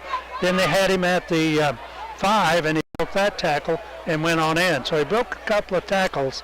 You have to hand it to Martin because he did what he needed to do. Still 9:31 left in this game. So, guys, we can come back. All we need is to get a little bit of offense going. Yeah, nice return here would be great, but still, they've been keeping it away from Roman. You bet. Yeah, they are. Keeping it a long way away from Roman. We've turned the ball over twice, both times hurt. Yep. But got 4 penalties. So, McDonald County's 1. They've turned 2 turnovers into 2 touchdowns. So here we go as Mora will do the kicking. He approaches the ball and he boots it. And it is a high end-over-end kick coming down, I believe, to the middle man. I didn't see a number. And that's Coleman and Roman. And so Roman takes it out to about the 26-yard line. That was a high kick. Yeah, that was good. It was good coverage on it. For high school, that was a deep kick. It really was. So the Hound Dogs have it on their own 26-yard line. So let's see what we can do with it. Let's see if we will keep it on the ground. Last time we had it, we threw some passes. And now we have... It's like Floyd on the right side. Yeah. And he Clark come over here. Here's passing. Floyd Fisher back, and he... I think we'll see more of that. Good job. He hits the pass across the center and out all the way to the 40-yard line. So that's a first down as Fisher hits... Dante Floyd. Dante Floyd. Yeah. First down brought to you by Pettit Law Office. Pettit Law Office is your local legal team practicing personal injury, workman's comp, and estate planning. Give them a call today at 417-678-2187, 9:05 on the clock and counting. Aurora's in a little bit of a hurry up here. Yeah, Anderson splits the left side, and Aurora is in a hurry, and now they have a little bit of trickery in the backfield. Roman. And it is... Roman. He'll get maybe a yard on the play. And there's a couple of different handoffs. So it's going to be second, and we'll call it about 9. Well, they're going to say 8, so they're kind of generous, and they spotted it on the 42-yard line. So second down and about 8 with less than 8.5 minutes to go. Here we go to the line of scrimmage. Split the right side in Anderson and slot the left side and slot the right side. Here is motion and quarterback down the right side, and he throws, and it is complete. Caught out at about the 48-yard line. That was Cole. So that's going to bring up third and about 2. Third and about 2, so this is a big down coming up. Big. And probably even close to where, if they need it, they can use fourth down. Here we go to the line of scrimmage. Big down coming up. Here is the quarterback, Fisher, under center, gets the handoff straight ahead, and I believe he's going to have the first down as he gets down to about the, he crossed the midfield down to the 45, and inside the 45 to about the 44-yard line. That first down was brought to you by Pettit Law Office, your local legal team practicing personal injury, workman's comp, and estate planning. Give them a call today at 417-678-2187. So to the line of scrimmage, here is Fisher under center, and here is Fisher pitching it back to Roman. And he is, well, it's not Anderson. Roman, it's Anderson. And Anderson is going to pick up about a couple of yards on the play. I'll give him a good 3. Yeah, they're going to spot it at about the 41-yard line. 7:08 and counting. Hounds better hurry here. Yeah, they better. Score with under 5 minutes or more left. Then you might see an onside kick if we can score with all 3 timeouts left. Yes. Here we go to the line of scrimmage. Here is the quarterback, and he pitches it back to Roman, and Roman is going to now go back to the left side, and now he's going to jog and get across the 40-yard line down to about the 39. He's still going to be short. He's going to pick up a couple of yards on the play. So see what they give it. You have to hand it to the defense of the Mustangs because they stayed at home. and sometimes when they crack back like that, Right. when you get a hold, and there was some activity on the outside, 2 linemen, but clean. So here we go. Big down, 3rd and about 5. It'll be a short 5, long 4. Here is Fisher under center, getting the snap. Down the left side he goes, and he is going to be hit, and he fumbles the ball. He was down. Well, they're going to say he was not down, but good night.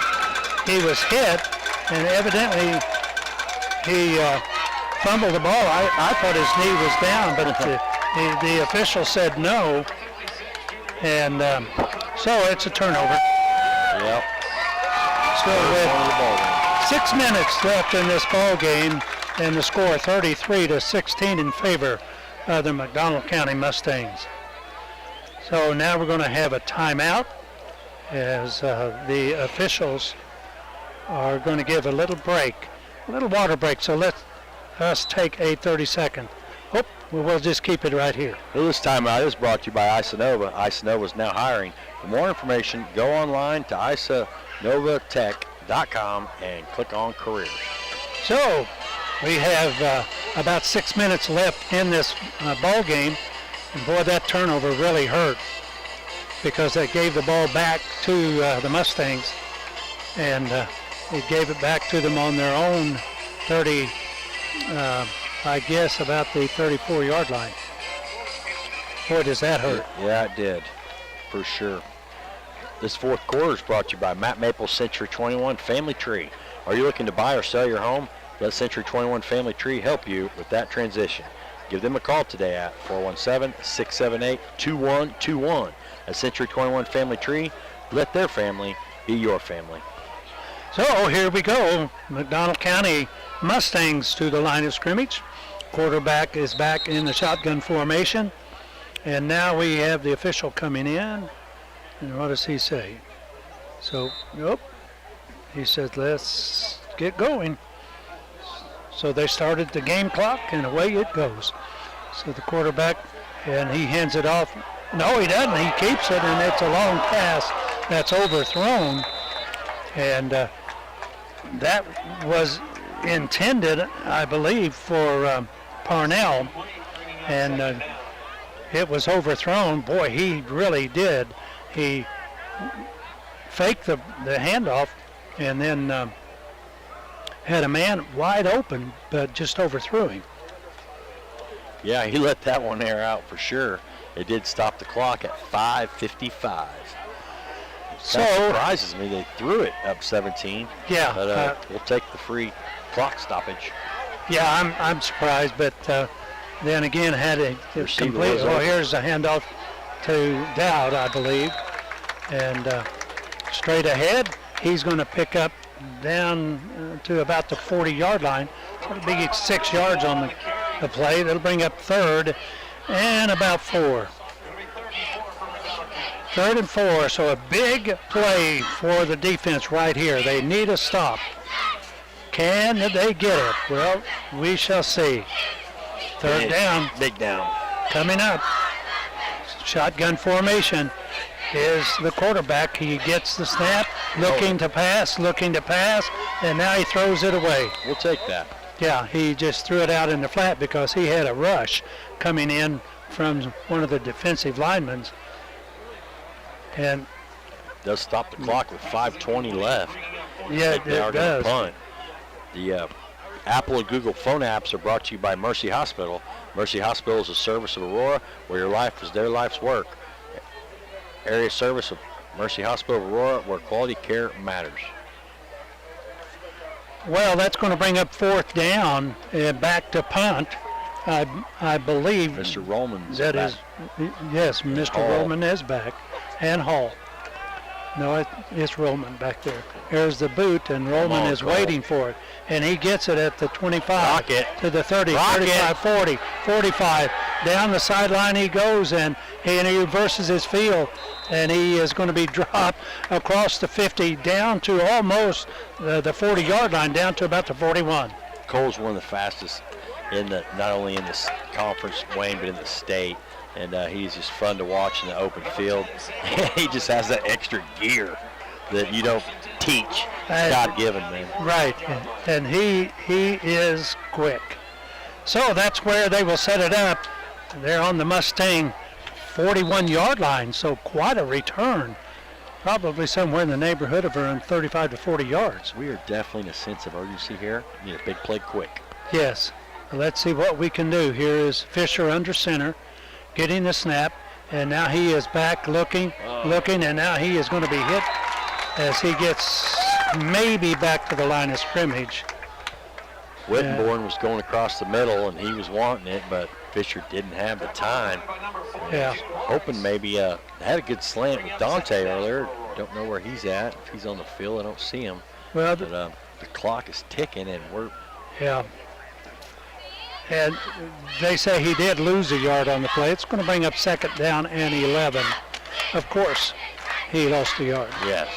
Yeah, if it's close, we're not getting the benefit of the doubt tonight. So here are the Hound Dogs to the line of scrimmage.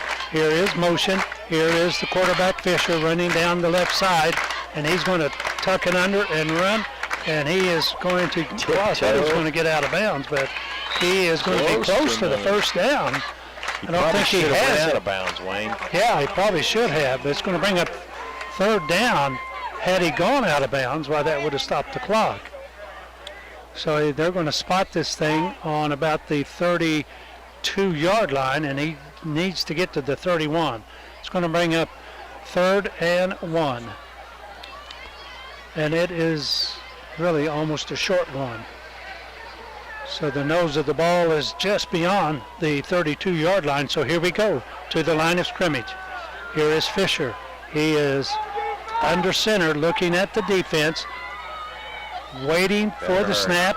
He gets it, hands it straight ahead, and the first down is picked up inside the 30 down to the 29-yard line. They did give it to him. That first down is brought to you by Pettit Law Office. We better get in a hurry. Pettit Law Office, your local legal team practicing personal injury, workman's comp, and estate planning. Give them a call today at 417-678-2187. So here we go. It's on the 29-yard line. 3 minutes and 3 seconds left in this ball game. As we see Anderson coming in, and he took a quick peek at the scoreboard, seeing the clock, and it just started, and now it's under 2 minutes and 50 seconds. Yeah. So here we go to the line of scrimmage. Here is the quarterback, Fisher under center. Anderson in motion. He gets the handoff straight ahead. Nothing. He is going to be stacked up, maybe a yard on the play. So 2 minutes and 30 seconds left in the game. Down by 18 points. So actually not quite that much, but they're down by 17 points. So they need, now we have a timeout. A timeout is being called by the Aurora Hound Dogs, I think. Yeah. The Aurora Hound Dogs called it. Or did they? Well, the refs called it. Yeah. Looked like we did, but... Yeah, I don't think we called it. I think that they just adjusted the ball. So I'm not sure what's going on, because the official is now walking back and the game clock is not running. So I have no idea what's going on, as the clock is down to 2 minutes and 9 seconds. Now the game clock is moving. Here's the snap. Here is Fisher back, and he is throwing it, and it is almost intercepted. Again, and that was Martin diving again. Yep, that's almost intercepted. So it's an incomplete pass. It'll bring up 4th down. So 4th, and we'll call it, let's see, 1:59 on the clock. So it's going to be 9 yards to go for a first down. Now there's a timeout. And actually, now there is a timeout. So they're going to have a timeout. And is this an official timeout? Nope, it's going to be. McDonald County called it. Yeah, they called it. This timeout is brought to you by Isanova. Isanova is now hiring. For more information, go online to isanovatech.com and click on careers. And do apologize earlier for the pregame and what we did not get in the press box. There's a couple different radio stations here, another media something or another. So, McDonald County tried to accommodate us the best they could, supposedly. But we're like right here on the concrete bleachers, and has been a little frustrating to say the least, partner. But you are one of the more patient folks, where it makes it easier. But my wife has endured this as well. Diana, thank you for manning the camera. But we didn't get off to a great start, and even just now they had the crowd stand up, so they blocked part of the camera. And the administration, I don't think, thought about that. But anyway, just had to get off my soapbox real quick. Well, here we go. As the Aurora Hound Dogs have it 3rd and 9. Back to pass is Fisher, and he throws it out in the flats. It is caught. That's going to be close. But you're right, that's going to be awfully close. He caught that. And I think he's going to be just a bit short, because I think they're going to spot it right on the 20, and he has to get barely across the 20. He has to get a foot across. 4th and 1. Couldn't see who caught it across the middle. So here we go, as the Aurora Hound Dogs have it 4th and 1, and it is on the Mustang 20-yard line. Let's go out with a bang. Let's go out with a bang here, partner. Yeah, absolutely. So 4th and 1. Let's get the first down, because we still have just under 2 minutes. Here's the snap, and here's the quarterback. He got the first down.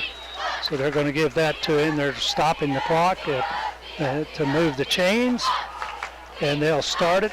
So the Hound Dogs need to have this play called and quickly to the line of scrimmage. Still stopped. That first down was once again brought to you by Pettit Law Office, the local legal team practicing personal injury, workman's comp, and estate planning. Give Scott and then McCall today at 417-678-2187. Well, here we go. 1st and 10. The ball is on the 18-yard line. Here is Fisher waiting for the snap. He gets it. He's looking. He fires it, and it is caught. Bounds. So, and it is caught, I believe, Gavin Youngblood. By Youngblood, yes.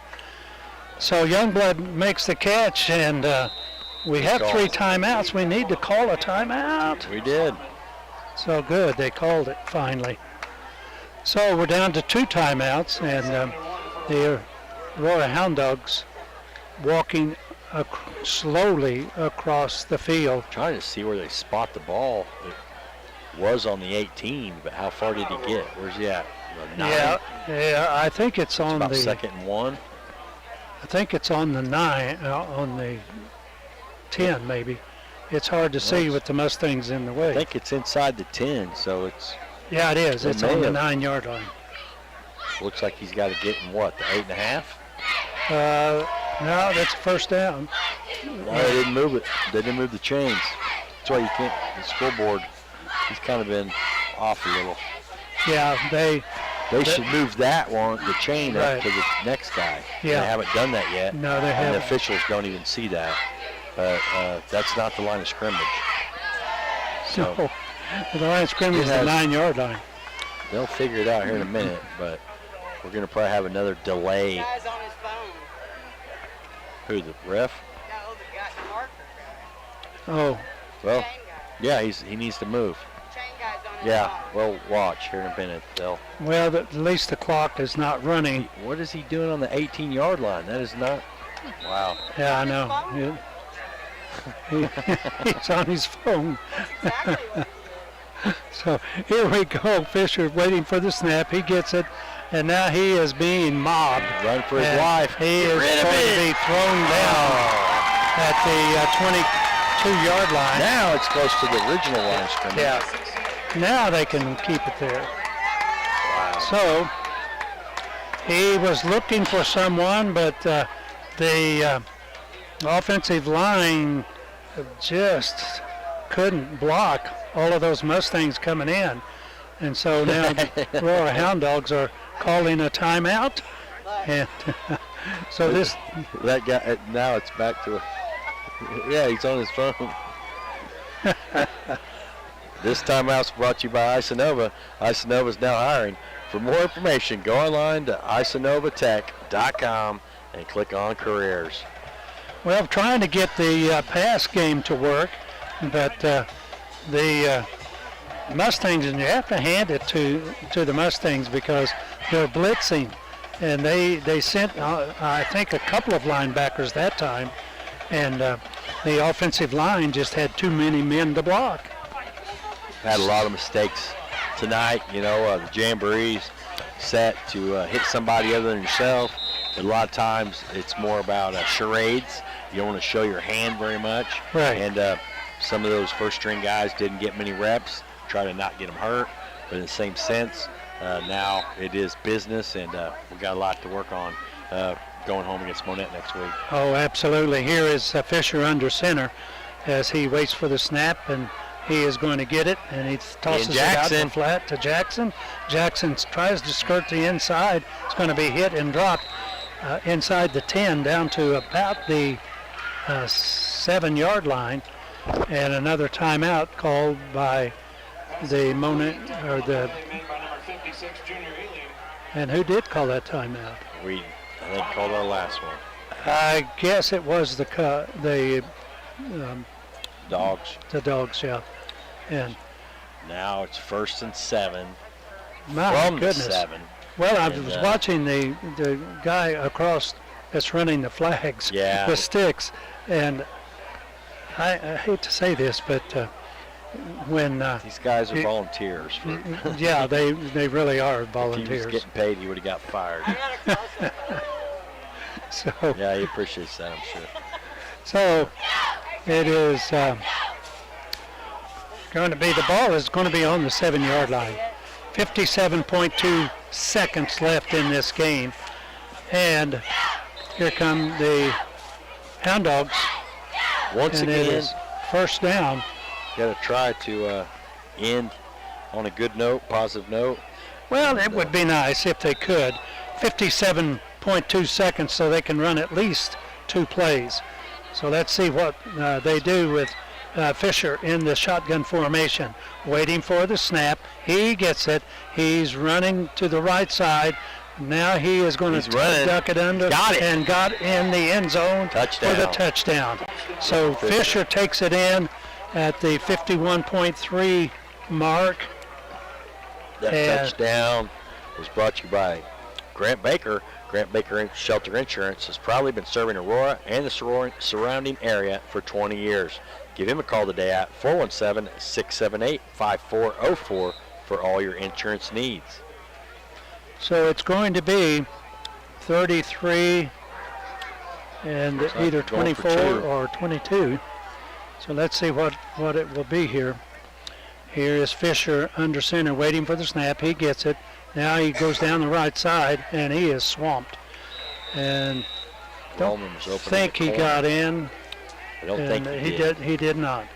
So with 51.3 seconds left in this ball game, the McDonald County Mustangs will take the kick and probably just run the clock out.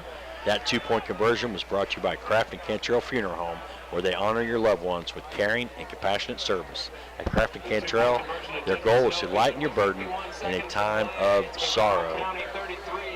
So 11-point lead with 51.3 seconds, and I think we will see that onside kick, partner. Why not? We have no timeouts left. What do you got to lose? Go for it. Yeah. Oh, yeah. We've seen them 2 years ago. I think we got, was it 3 onside kicks in a row and almost 4? Yes. Different kicker. He's gone, but still, you play till the whistle until the clock says 0. So I would expect probably Fisher will try to tee it up and see if we can maybe ricochet it off a Mustang. Well, we're going to have 1, 2, 3, 4, 5, 6, 7, 8, 9, 10 men within 10 yards of the 50-yard line. So Yeah, he's let's not- see how they do this. And now we have 2 more men dropping back. So there's 1, 2, 3, 4 back. Here's the kick, and it is Try to the squib onside kick, and it's taken by one of the Mustangs at Clock's the still 41-yard running. line. Why is the clock still running? Yeah, now they stop it. A little home cooking in Anderson. It doesn't matter at this point, but Well, it I've not been doesn't, but in impressed. the same sense, there's about a 7-second runoff. They put. They put it back I'm on. going to give them a round of applause. I was watching there. So Yeah, 50 very, seconds back very on the clock. Clean tonight with only 1 penalty tonight. Very Yeah. impressive. Yeah, here we go to the line of scrimmage. And the Mustangs huddled around the quarterback. So he will just take it and take a knee. And there he takes it. And the clock is running. The game clock is now running. And isn't it ironic that they didn't set the game clock until they set the clock in motion? Yeah. So about 4 seconds difference.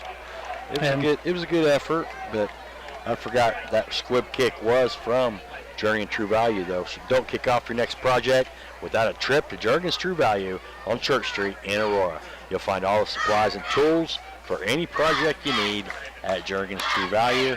They are in winning formation, and I believe That's it. is going to do it, partner. And both teams are shaking hands and getting together. The Mustangs out on the field to congratulate their offensive team. So the final score here in McDonald County, the Mustangs win it by a score of 33-22.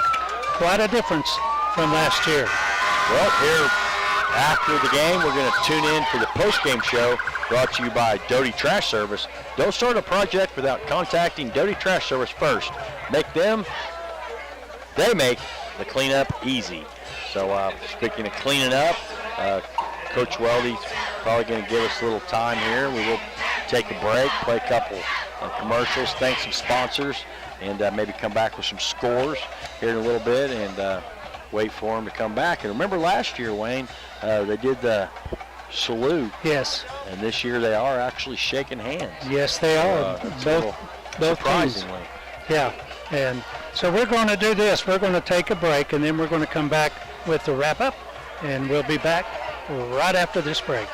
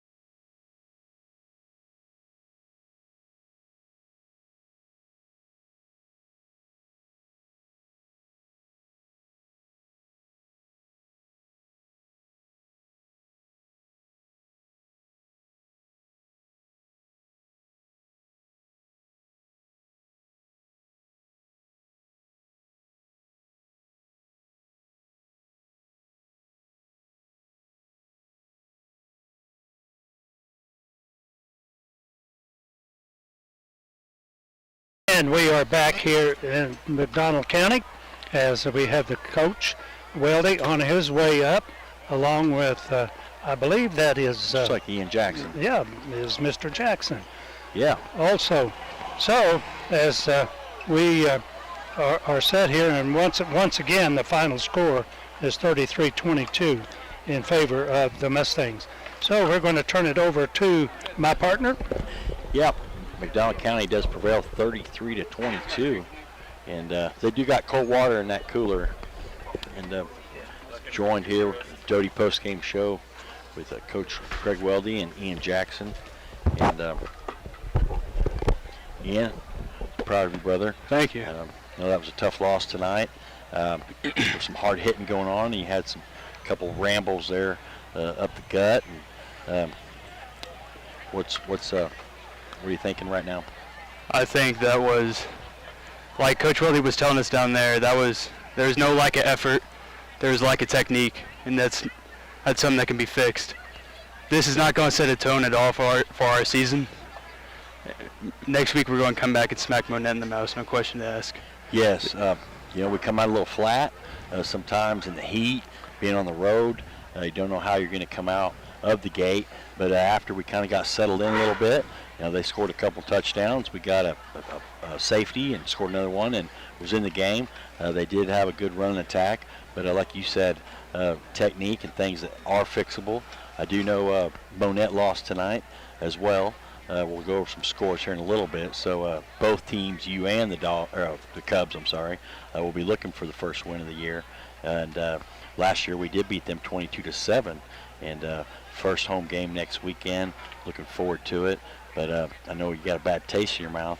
But like you said, you guys had some strides and some good things to look forward to, but also to work on. Yeah. Oh my God, my linemen, dude, I can't thank them enough. Our backs and receivers, we do as much as we can, but our line is up there every play. Yeah. They minimum mistakes tonight, every now and then, but those guys, those would win our games.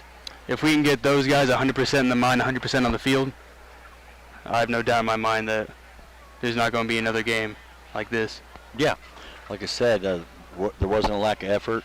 The numbers are up. You guys have 12 seniors on the team, and I cannot be more prouder of the senior class from what they endured 2 years ago when your guys' numbers were low. And a lot of you still do play both ways, but especially the ones that were there 2 years ago and now. Monette, next week, you can take it out on them. I can't wait. I look forward to that every year. Well, Ian, like I said, I'm very proud of you. You had a heck of a run, almost got in there again there at the end. But like you said, no lack of effort. And you're my amigo, and I love you, buddy. Love you too. Thank you. You bet.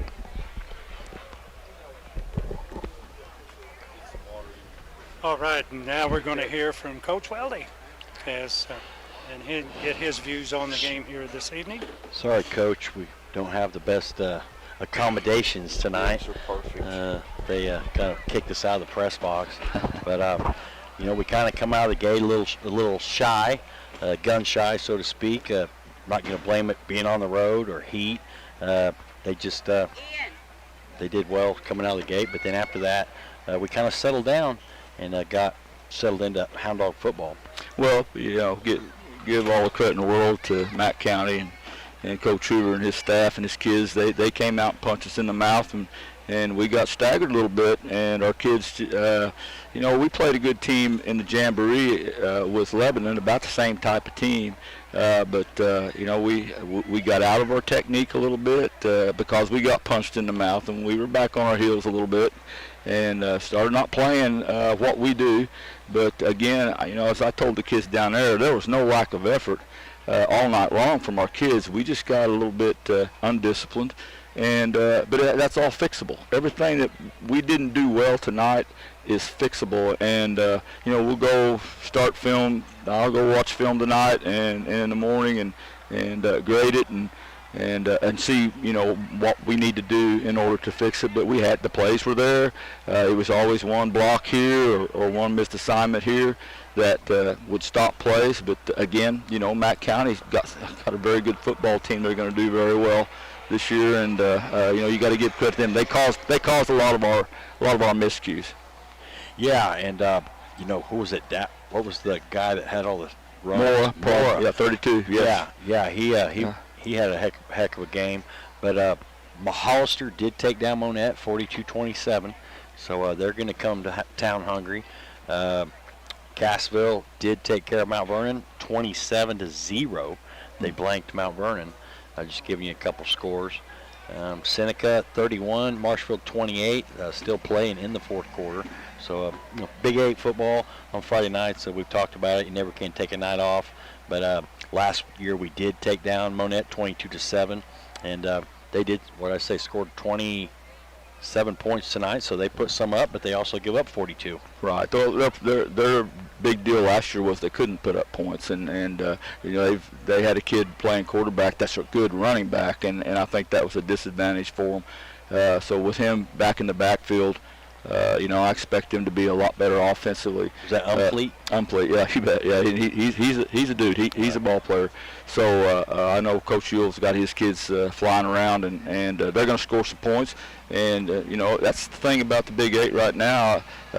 You know, we got ourselves back into with one score tonight, and if we hadn't had the interception and gave up the short field, you know, we were in this game and until that point. And I felt like that when they went down scored, it got to be out of reach because they could use up so much time on the clock with their offense. So and we were struggling a little bit, and we knew that our passing game's got to improve. And Aaron works awfully hard at it, and our receivers work hard at it. The interception was, we had a young receiver that ran 8 yards when he should have been 10 to 22. You know, he should have been at 22 yards, and so that, you know, the under coverage got us. So, but that's what a young kid, you know, that's a mistake young kids make. So, but you know, we'll know to work harder on that with him. On the next contrary, though, also Youngblood had a heck of a catch across the middle. I seen Floyd had a good catch on a slant. So I mean, there's Cole had a good catch on a vert. You know, we had him in a single high, and we tried to get a couple times to get matchups there, and just couldn't get them. Didn't have enough time a couple times, you know, at the line of scrimmage. But Dante Floyd had a couple of good catches. So, you know, I mean, it's there. We just got to put it together and where we can move the sticks. Speaking of injuries, Roman, was it cramps time or two? Yeah, so, cramps. Okay. Well, if I was that fast, I'd probably have some cramps. Well, I'd get cramps watching him run. We do have one injury. Jose Iber, a sophomore, that took the place of Felix Barrientos, who was ineligible tonight. Senior offensive tackle and linebacker, so that, you know, I mean, there was a big hole that we needed to fill, and Jose came in, had been doing a great job all year, but unfortunately he got his foot stuck in the ground while he's making a block, and we think he's injured his ACL. Don't know that. Hope that's not what it is. Hope it may be just a sprain or something, but he is the one kid that, you know, he needs your prayers because he's a super kid. Right. Well, yes, most definitely.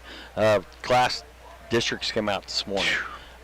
Seen Mount Vernon and Springfield Catholic went down in Class 2, but we talked about it earlier. Quickly, we didn't have much of a pregame because we had some issues here, but Aurora's in it with Buffalo, Cassville, Hollister, Mountain Grove, Reed Spring, and Seneca.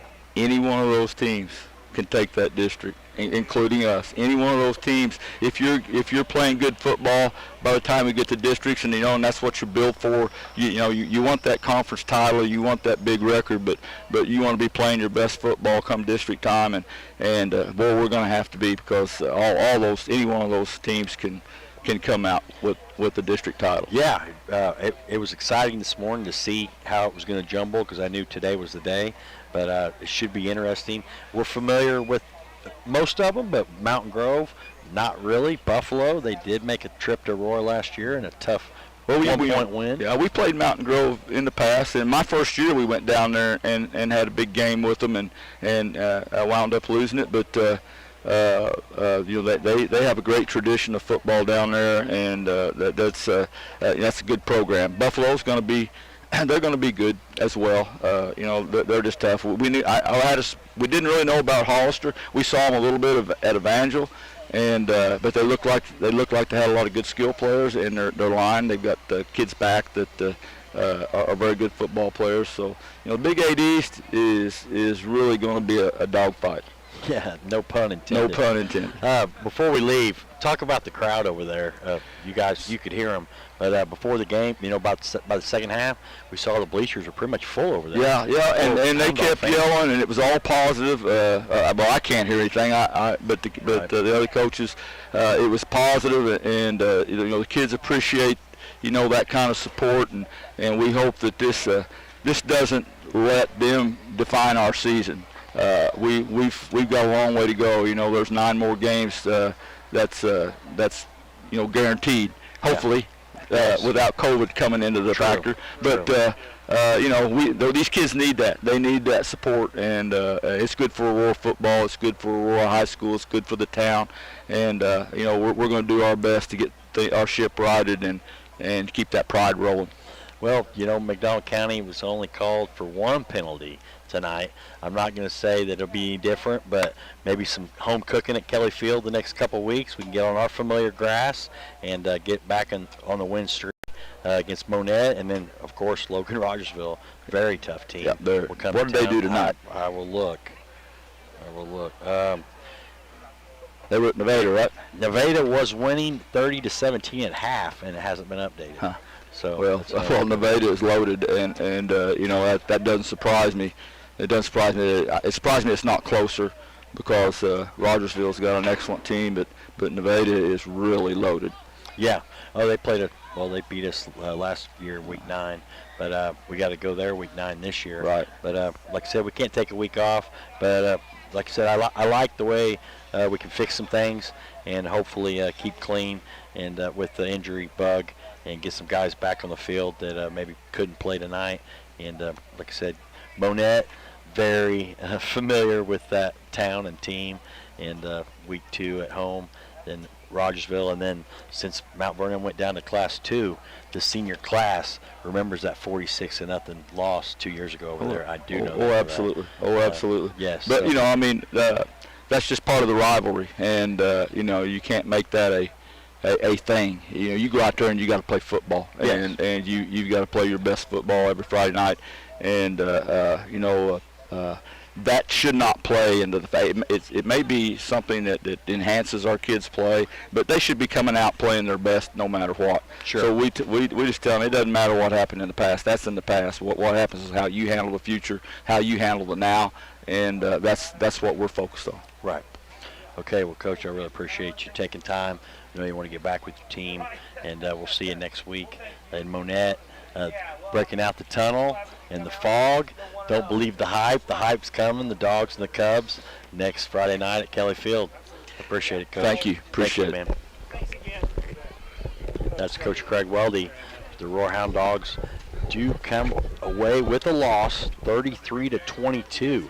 So we will take another break here, come back and wrap it up, and then be right back.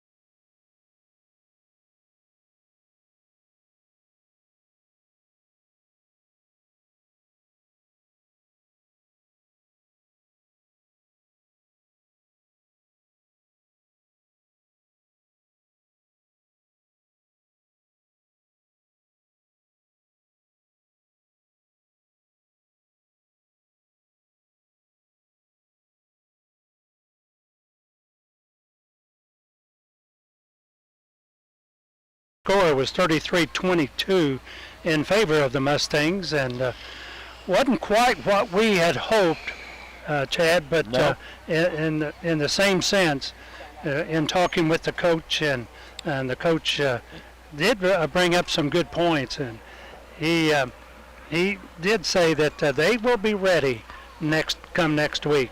Yeah, and I was impressed with Jackson's interview as well. Right. You know, it wasn't lack of effort, but there was some technique and some things, you know, that they could have maybe not let happen. But in the same sense, it's fixable. Some of those blown assignments and things, you know, on the road.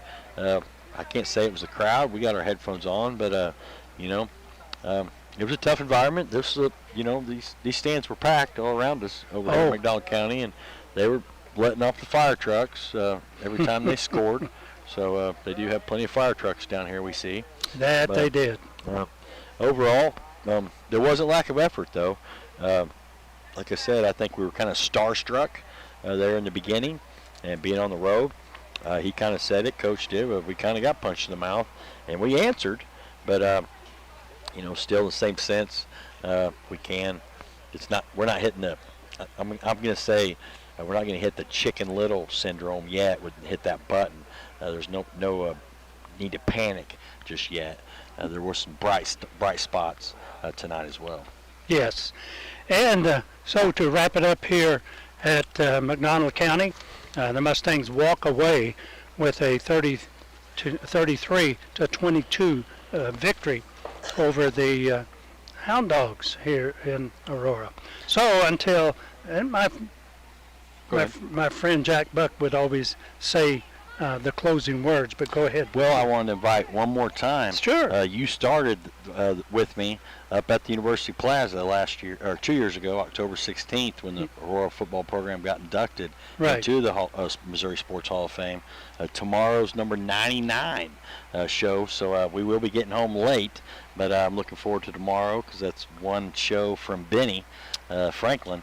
But anyway, if you Hound Dog fans want to join me in the morning, we'll talk a little more in depth about scores and highlights of this game, as well as MLB and some other stuff as well.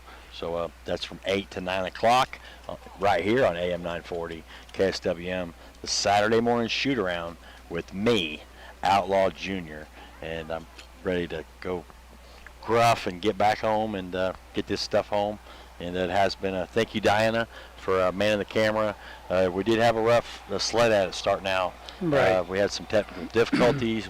We're out here in the heat, the sun, etc. But we weathered the course, and here we are, ready for week 2. So that we are, you both. And we are looking forward to next week when the Monette Cubs will be coming to town.